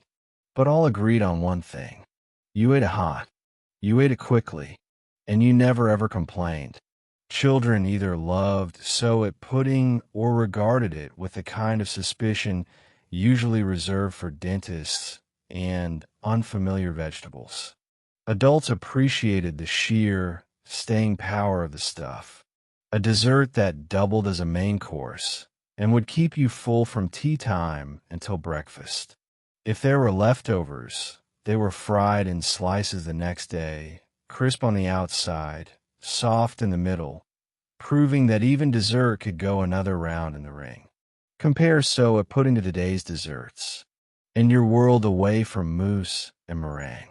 There's no lightness, no fuss, no risk of it blowing away in a breeze. So a pudding is dessert with substance, with backbone, with a hint of I dare you. It's what you eat when you need to feel the calories settling in for the night, building a little wall against the winter chill. And as you finish your bowl, spoon clinking against the crockery, you realize so a pudding is more than just a recipe. It's a relic of survival, a testament to tough times, and a small, sticky reminder that dessert doesn't always have to make sense, so long as it makes you full. Thinly sliced, boiled ox tongue was both an everyday sandwich filler and a centerpiece for special occasions. It's tender, it's mild, and it makes you question every bite. Step into a 1920s London kitchen where practicality rules, and every part of the animal is up for grabs. The morning is cold, the kettle's whistling, and there's a pot on the stove bubbling away with something that at first glance looks suspiciously like it might start talking back. Welcome to the world of boiled ox tongue, a dish that's as unnerving as it is surprisingly delicious.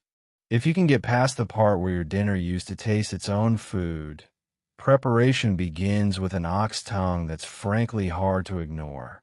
It's huge, heavy, and if you're not careful, might just flop off the counter onto your shoes.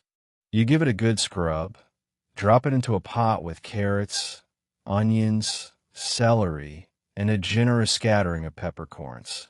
Some families toss in a bay leaf or two for good luck.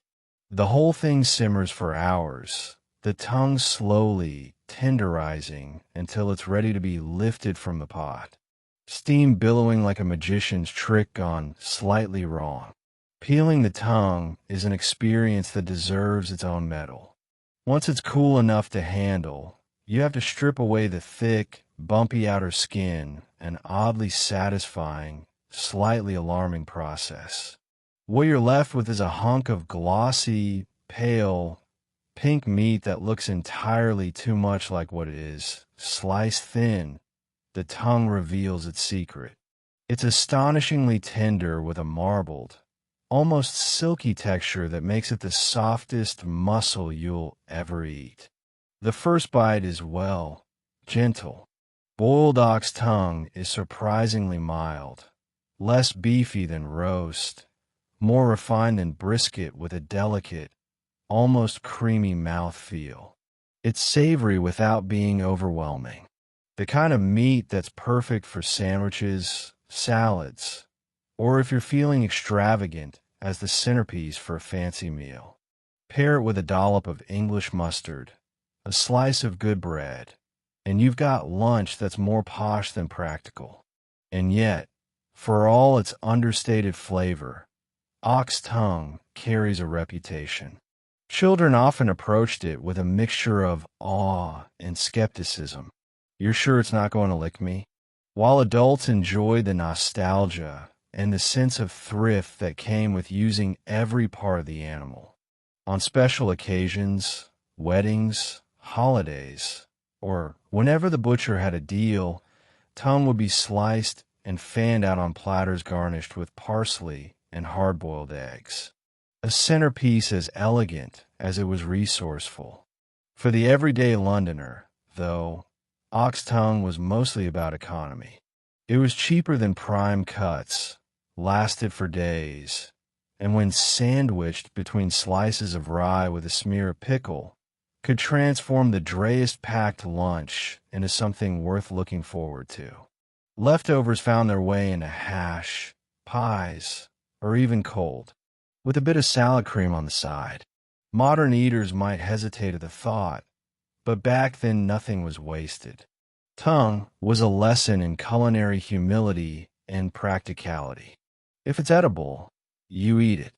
And if it's tasty, you tell everyone it was your plan all along. Plus, there's a certain satisfaction in serving a dish that still looks at you metaphorically. From the plate, a little culinary drama to spice up the everyday routine. So, as you finish your sandwich, savoring the softness and subtle flavor, you realize that some of the weirdest foods of the past were also the smartest. Boiled ox tongue, a dish that proves you can make anything taste good as long as you don't overthink it. This steamed pudding dotted with raisins sounds like a medical diagnosis, but tastes like nostalgia with extra custard.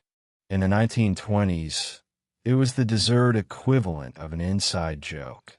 Let's step into a post-war London kitchen where the steam rising from the pudding basin doubles as both humidity and central heating. The children are snickering in the corner. The adults exchange knowing glances, and someone inevitably makes a joke about the name. Because Spotted Dick is a name you say with a straight face exactly once before dissolving into giggles.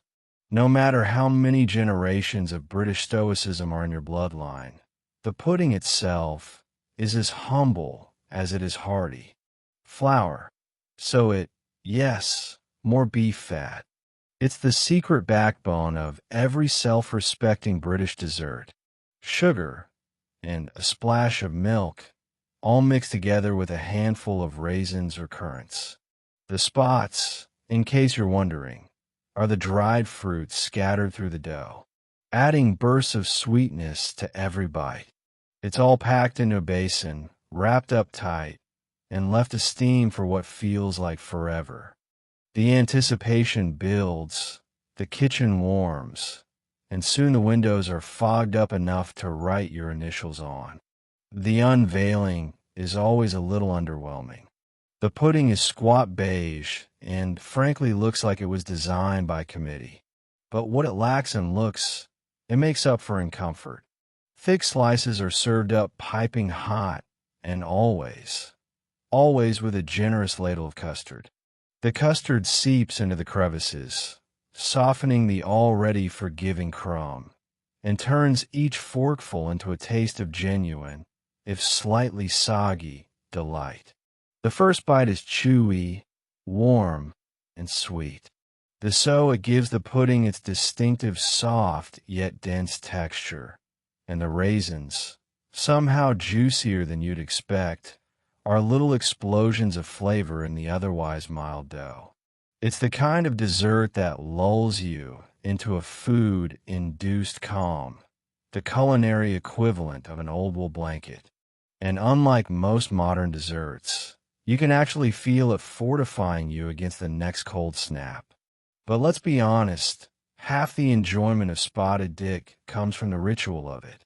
The name alone sparks conversation, a round of laughter, and maybe a family story or two about the first time someone's gran tried to ask for it in a bakery without blushing. In the 1920s, Spotted Dick was both treat and tradition. A cheap, cheerful, and endlessly forgiving pudding that could stretch to feed a crowd and survive almost any ingredient substitution. No raisins, use sultanas, no it. Lard will do. No basin.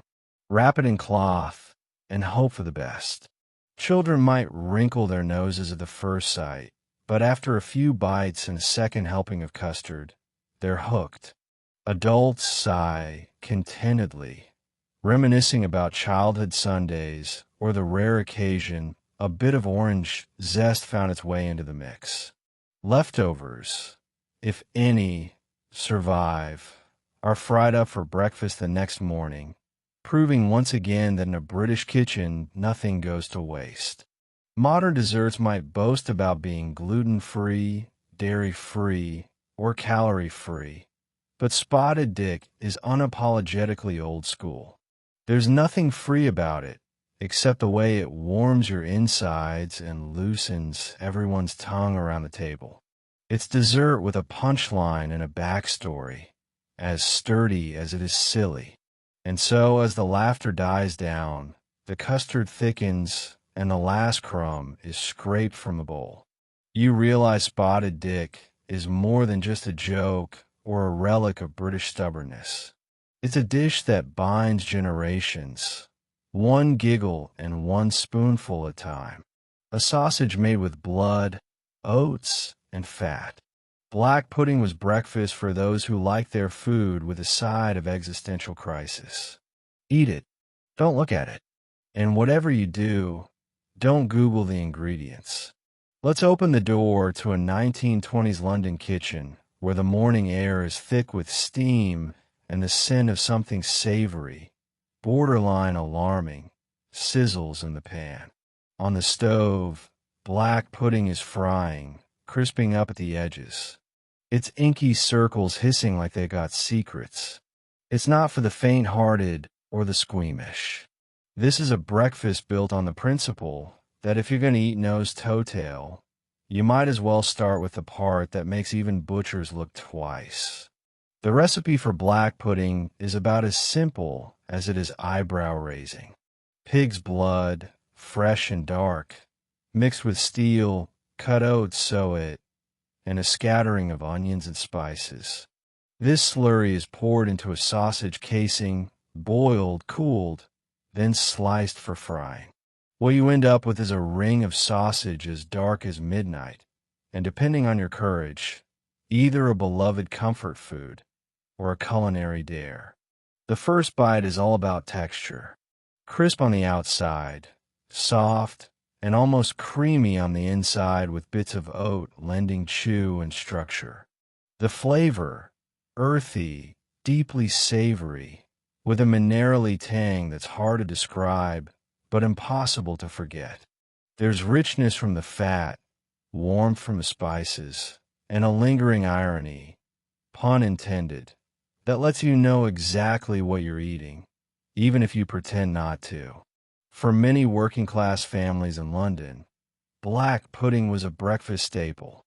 It was affordable, packed with calories and protein, and crucially, nothing went to waste. The local butcher sold fresh rings every week, and the most thrifty households would make their own, turning kitchen scraps and the less popular bits of the animal into something sustaining, if not exactly glamorous.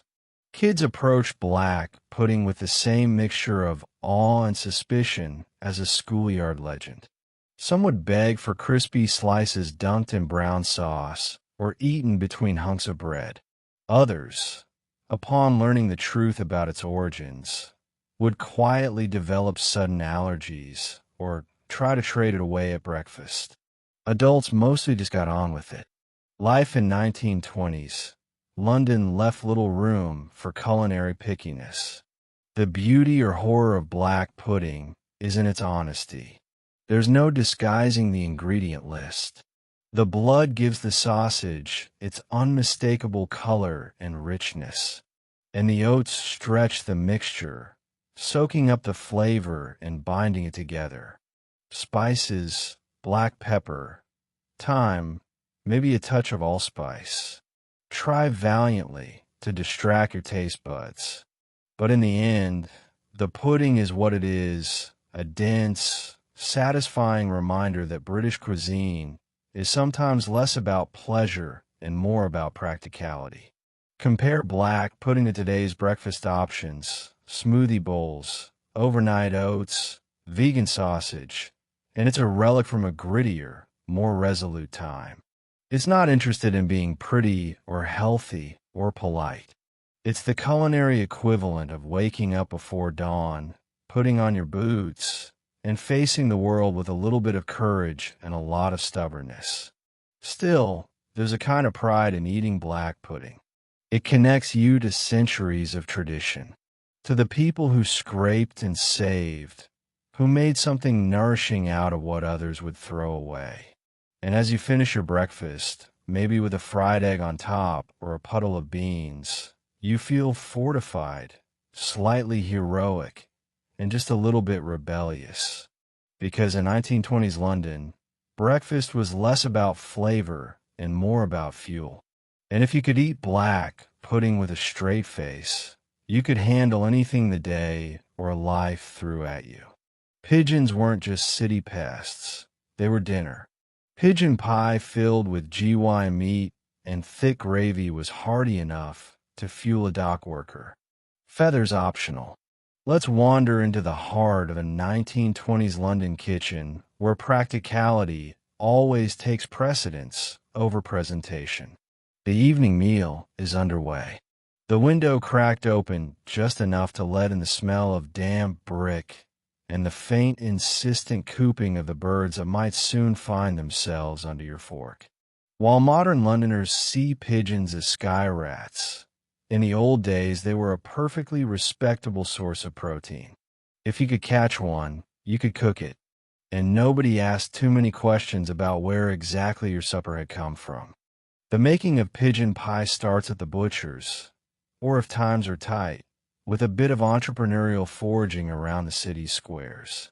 Once plucked and cleaned, a process that's equal parts patience and grim determination.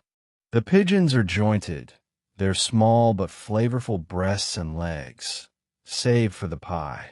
The bones are simmered into a rich stock, filling the kitchen with a deep, slightly wild aroma that tells you this isn't just any bird. The filling comes together in a battered pot, chopped onions, carrots, and maybe a handful of celery if it hasn't wilted beyond recognition. The pigeon meat is browned, tossed with flour, and then covered with stock and simmered until tender.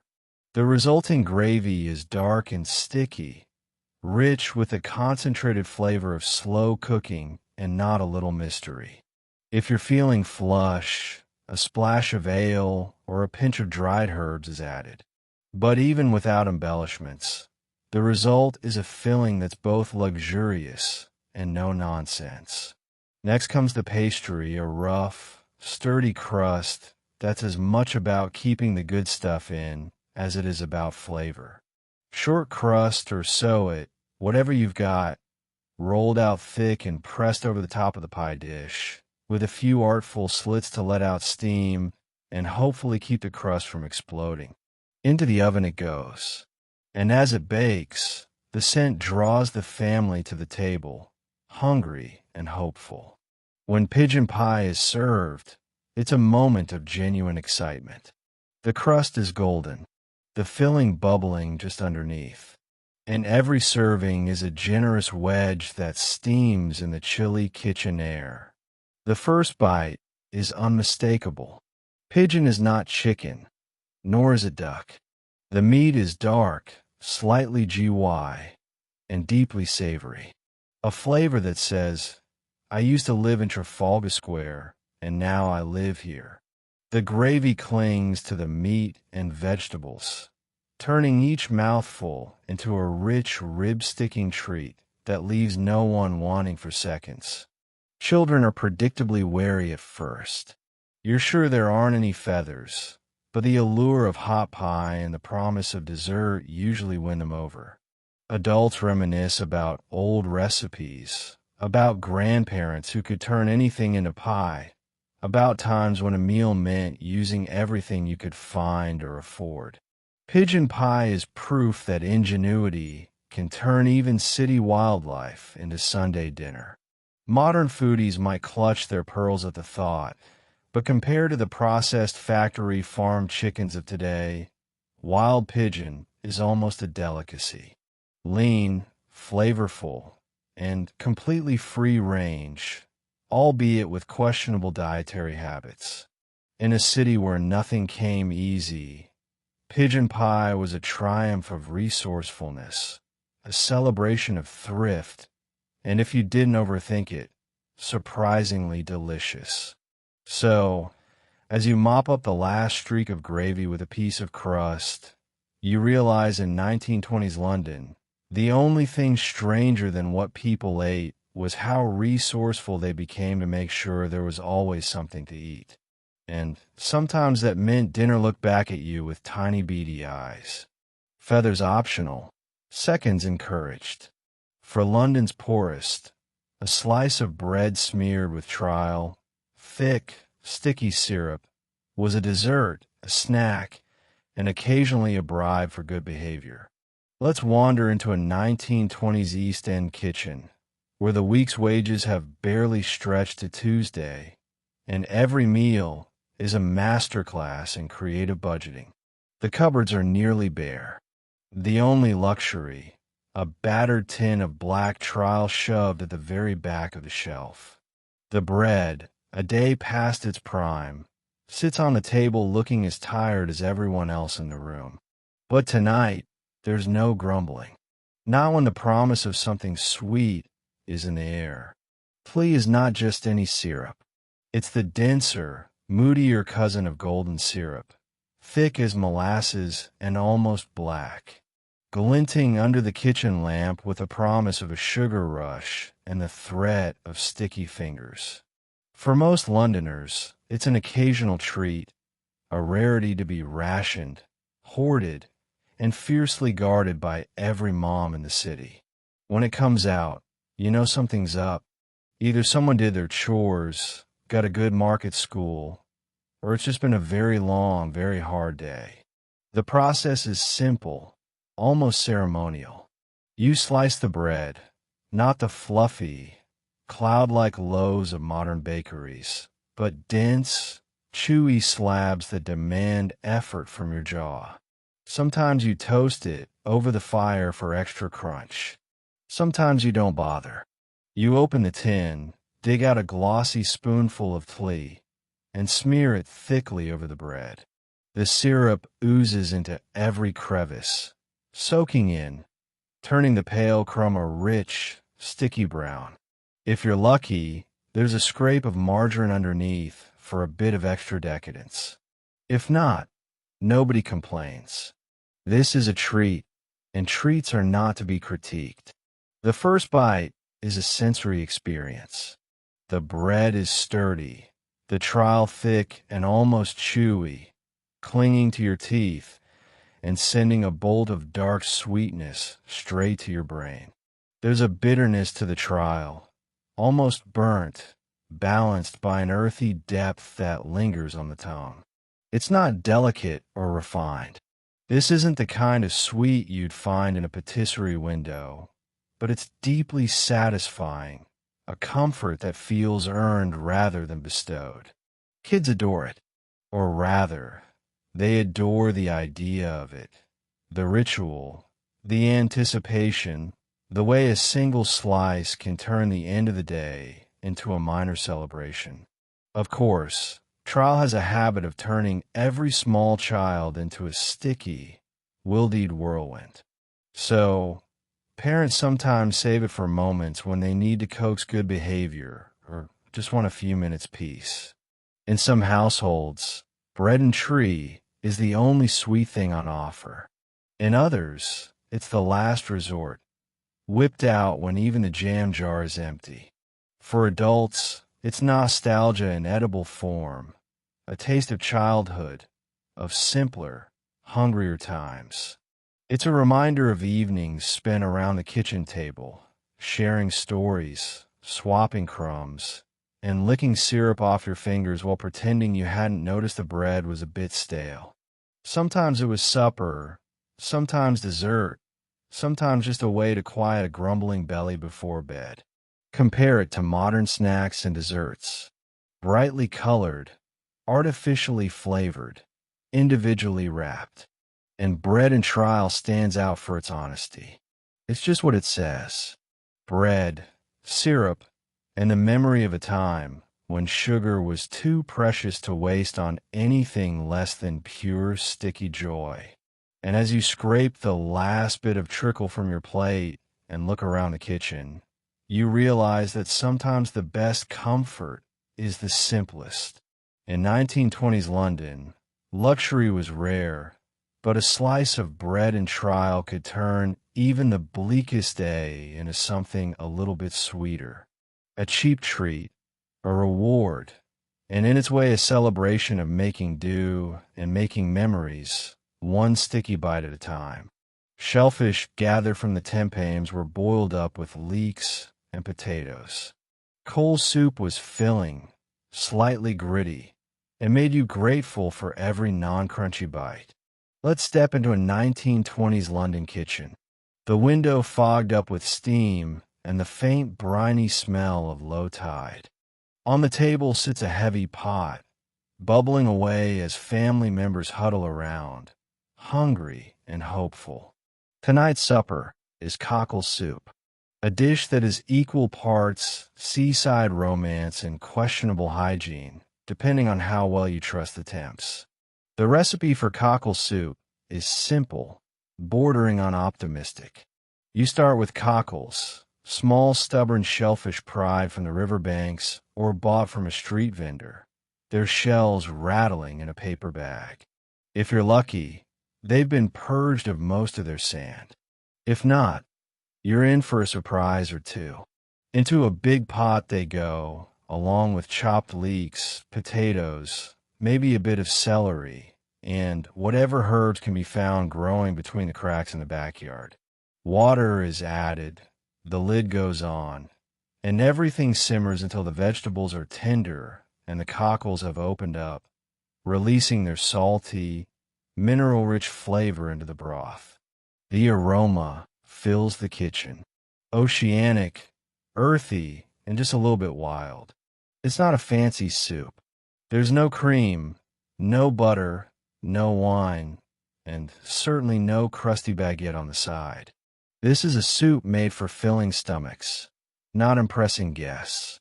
When it's time to eat, everyone gathers with bowls in hand, spoons poised. The first ladle is always a little suspenseful. Will there be more potato than sand? Has the river gifted you a pearl, or just an uninvited bit of temp's grit? You pick through the cockles, sucking the meat from the shells, the broth warming you right down to your toes.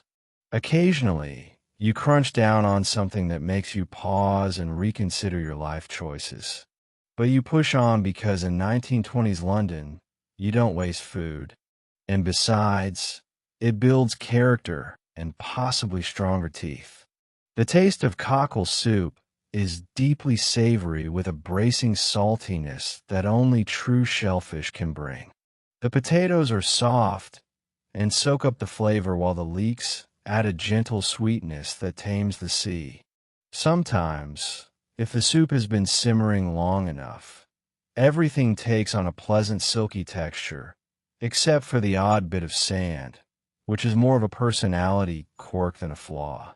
Children either love it for its novelty or loathe it for the same reason. While adults quietly thank their lucky stars, it isn't bread and dripping again. For many families, cockle soup was more than a meal. It was a tradition, a reminder of summers spent at the seaside, or of relatives who made their living from the river's shifting bounty. Vendors in flat caps and aprons would sell cockles from barrows on the street. The call of fresh cockles ringing out as kids ran after, hoping for a taste. It was cheap, filling, and endlessly adaptable with recipes passed down and tweaked as needed by whatever was available. Compare it to today's seafood chowders and bisques. And cockle soup seems humble, even austere, but there's a charm to its simplicity, a sense that you're eating something real, something that connects you to the city and the river that fed it. No pretension, no fuss, just a hot meal, a warm kitchen, and the knowledge that sand or no sand, you're part of a long line of Londoners who made the best of what they had. And as you reach the bottom of your bowl, grateful for every non-crunchy bite, you realize that sometimes comfort food isn't about perfection. Sometimes it's about tradition, togetherness, and finding satisfaction. Even when there's a little bit of temps between your teeth, sometimes there wasn't much to go inside a pie. So you filled it with gravy, a few sad scraps of meat, and called it a meal. It's comfort food if you don't require substance.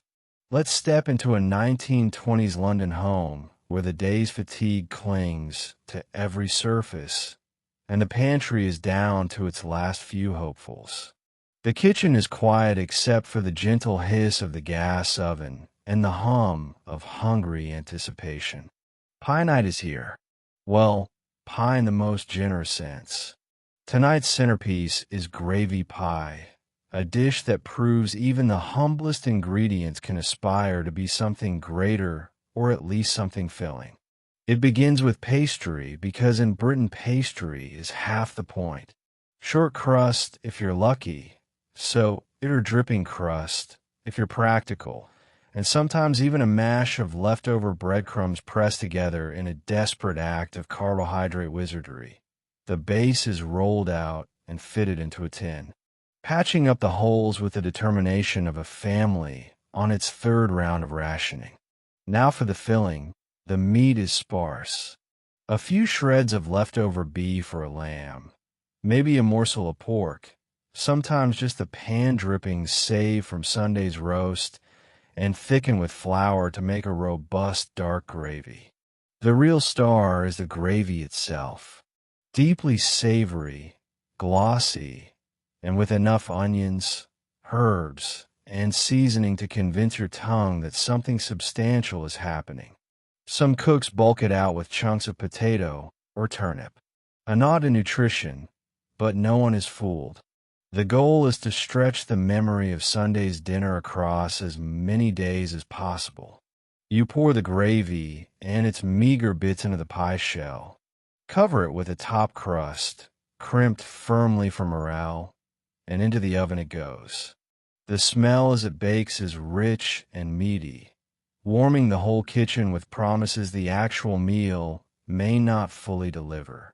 When it's done, you pull out a golden pie, bubbling gently at the edges, the crust crisp and inviting. Slicing into a gravy pie is a delicate operation. The filling, true to its name, is mostly liquid, so the first wedge often slumps onto the plate in a small tidal wave of sauce.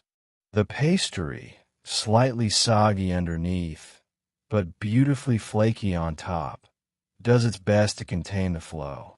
Each serving is more like stew in a crust spooned and mopped up with the help of a hunk of bread. Or if you're lucky, a scoop of mashed potato on the side. The taste is all comfort, warm, salty, savory. And if you close your eyes, almost reminiscent of a meat pie from more prosperous times.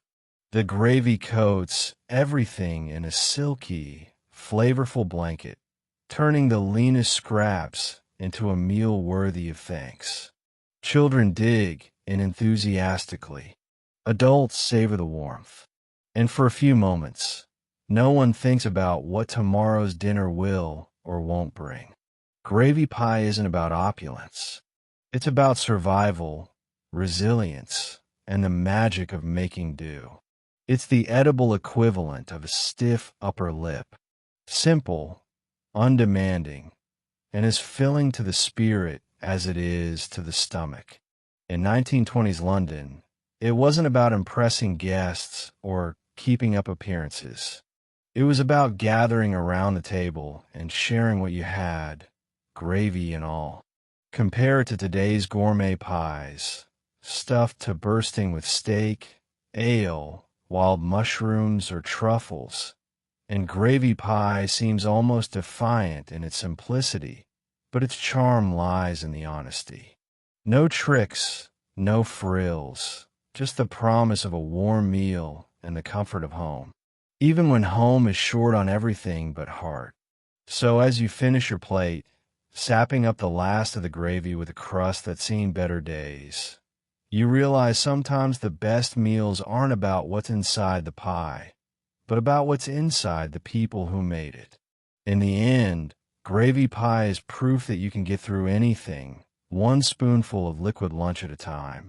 The day's barely started, and already there's a silvery herring staring at you from plate, pickled in vinegar and onions, until it's more acid than fish. Soused herring was the breakfast of champions, or at least of anyone determined to spend the rest of the day burping quietly in public. Each bite is sharp, tangy, and comes with a subtle thread of lingering on your breath well into tea time. Let's take a foggy step into a 1920s London kitchen. The air is thick with the aroma of last night's coal fire, and the unmistakable tang of vinegar on the table gleaming on a chipped enamel plate. Is your morning adversary soused herring, The fish glistens in its pool of sour marinade. Bits of translucent onion clinging to the skin like confetti at a particularly boisterous funeral. There's no toast to soften the blow, no gentle cup of coffee to round things off. Just you, the fish, and the promise of a breakfast you'll remember and taste all day long. Sousing is an old-school preservation trick, perfect for people who didn't have the luxury of refrigeration and like their food to bite back.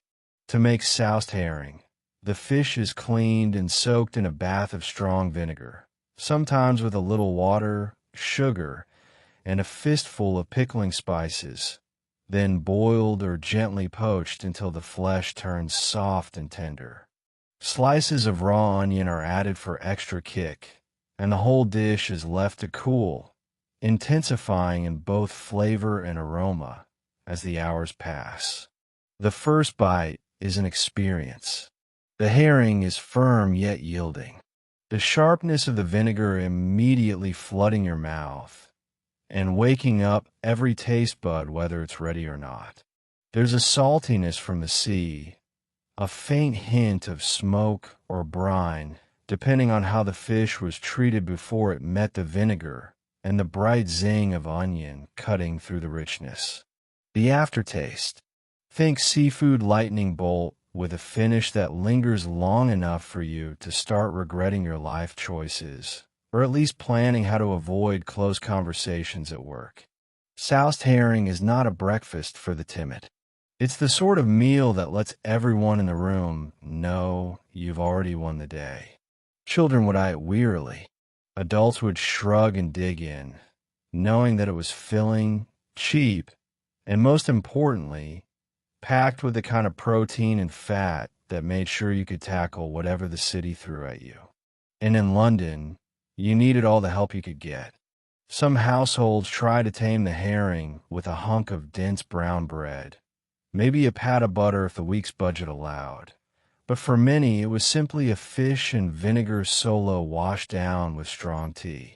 If you were lucky, someone had sliced a pickled beet on the side, offering a brief earthy sweetness before the next forkful brought you right back to the briny deep for those who grew up with it. Soused herring is a badge of honor. It's proof you can handle strong flavors, strong opinions, and anything that might wander in off the temps. For newcomers, it's a rite of passage. Survive your first serving, and you're officially a local, complete with a London lunchbox aroma that follows you until supper. Modern palates might recoil at the idea, but in the 1920s, soused herring was a practical luxury, a taste of the sea in the middle of the city, and a clever way to keep food fresh without an icebox. Plus, it was a wake-up call you didn't need to plug in. As you finished the last tangy bite, wiping vinegar from your chin, you realize something important. You may not have conquered the day yet, but you've certainly conquered breakfast. So herring is proof that the weirdest meals are sometimes the ones that make you feel toughest, proudest, and yes, just a little bit sour. Imagine butter, but richer, saltier, and somehow both fancier and more desperate.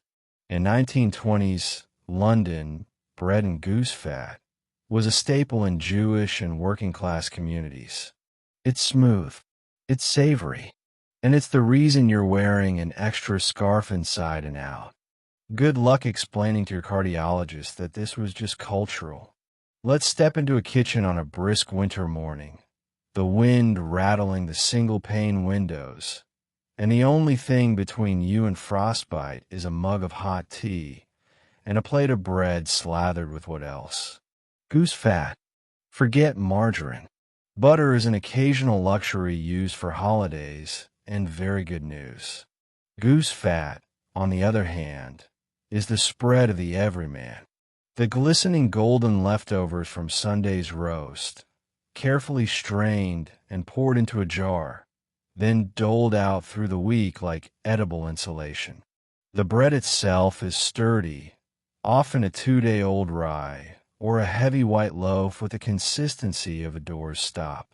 You take a thick slice, cut with a kind of dull knife that doubles as a makeshift hammer, and lay it out on the plate. Now for the star of the show, a generous scoop of goose fat, so smooth it could pass for a spread in a Parisian bistro if you ignore the fact that it's being served in a house where the only French word spoken is croissant. And even then, just as a punchline, you spread the fat thickly, watching it soak into the bread and leave a sheen on your fingers that no amount of scrubbing will remove. Maybe there's a little salt sprinkled on top, or a scrape of garlic if you're feeling continental. But the truth is, you don't need much. Goose fat has a flavor all its own, unctuous, meaty, and impossibly satisfying. It's food that hugs you from the inside, a portable radiator you can eat. The first bite is pure comfort. The bread is chewy and dense. The goose fat melts on your tongue, coating your mouth in a silky layer that's both luxurious and just a touch alarming. There's a subtle sweetness from the fat, an undertone of roasted flavor, and a saltiness that makes you want to take another bite and another until you're convinced you could brave a snowstorm in nothing but a thin jumper. In Jewish homes, schmaltz, rendered goose or chicken fat, was a delicacy, often flavored with a pinch of onion or garlic and spread on challah. For Friday night dinner for London's working-class families, it was simply practicality. Waste nothing, eat everything, and never turn your nose up at free calories. Goose fat kept bellies full and bodies warm when both seemed like tall orders. In some houses, a little chopped crackling, the crispy bits left over from roasting, was mixed in for texture and a bit of salty crunch, a reward for the lucky, or for whoever snuck a taste while mom's back was turned. Modern eaters might blink at the sheer audacity of eating pure fat for breakfast or lunch. But in a world before dietary guidelines and statin prescriptions, it was common sense. Calories were precious. Winter was relentless, and nobody had time to worry about cholesterol. If you could get through the day without shivering, you were already winning. Bread and goose fat is nostalgia on a plate, a relic of thrift and resilience. It's what you ate when you needed strength, when there wasn't enough butter, or when you just wanted to remember Sunday's roast one more time. And as you lick the last bit of fat from your fingers and reach for your scarf, you know that you're full, you're warm, and just maybe you understand why some traditions are worth keeping, even if your doctor doesn't agree. Officially called a soup, unofficially classified as a conspiracy, Brown Windsor was a gloopy brown concoction beloved by Victorian hotels and still haunting London's kitchens in the 20s. Thickened with flour, meat scraps, and a suspiciously indestructible gravy base. It's less a soup and more a challenge to your cutlery. Picture yourself in a 1920s London dining room, the wallpaper yellowing with age and the cold seeping in through the gaps in the windows. The table is set, and from the kitchen comes a bowl of something that could generously be described as nutritious and less generously as the aftermath of a plumbing accident.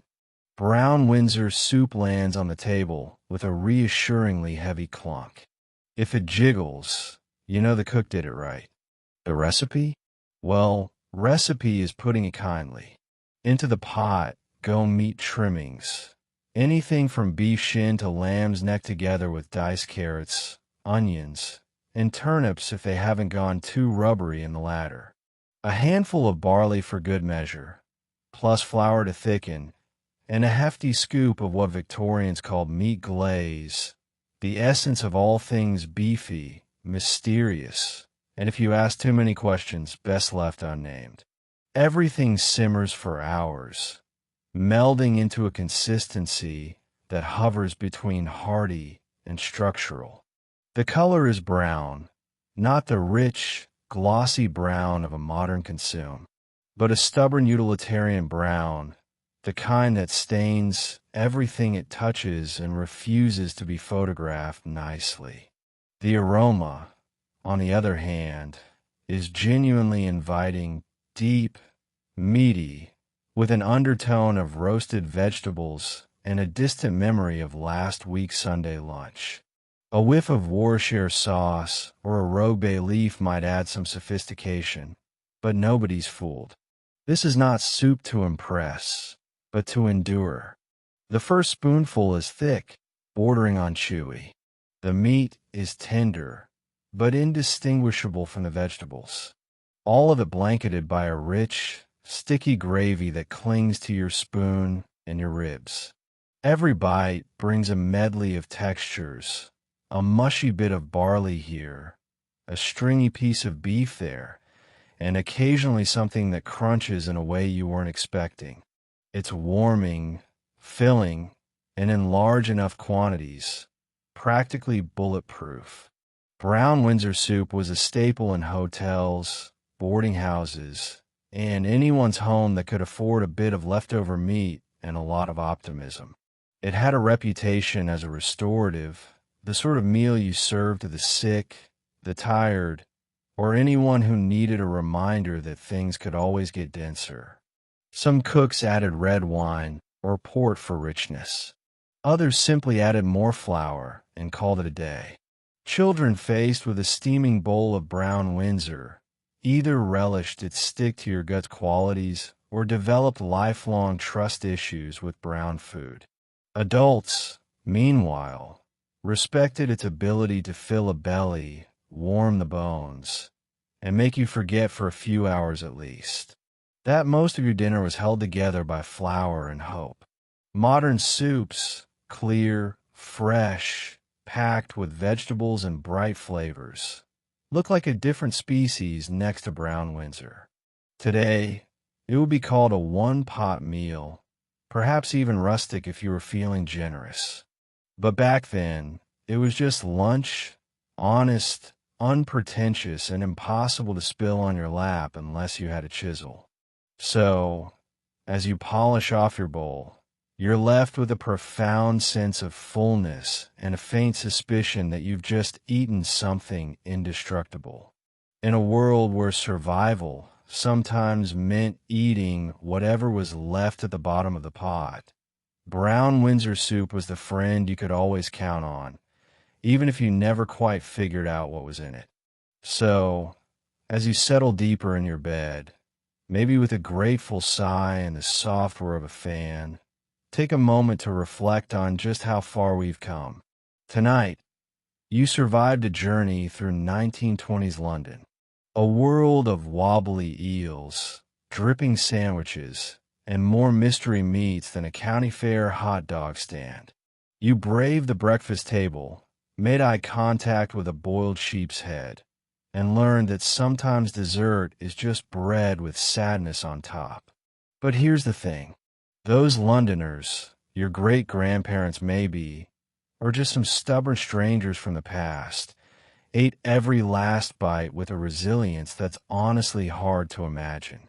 They turned leftovers into lunch, transformed scraps into comfort food, and somehow kept smiling even as their soup stared right back at them. Sure, their meals might have been weird, wobbly, or just plain questionable. But they made it work, not just because they had to, but because that's what people do. Find laughter and warmth even in the strangest dinners. So tonight, as you drift off in a clean bed with snacks that don't jiggle in water that won't bite back, maybe give a quiet thanks to the culinary survivors of history. The ones who faced cold winters, rationing, and the persistent threat of lard in unexpected places, and who still found room for pudding at the end of the meal. History's menu was sometimes gross, sometimes terrifying, and often hilarious. But it's proof that people are stubborn, creative, and wonderfully ridiculous. If they could face down a plate of potted meat and still tell a good joke, you can handle whatever tomorrow brings. Rest easy knowing that you're part of a long line of eaters, dreamers, and midnight snackers. People who always found a way to make it through. Good night.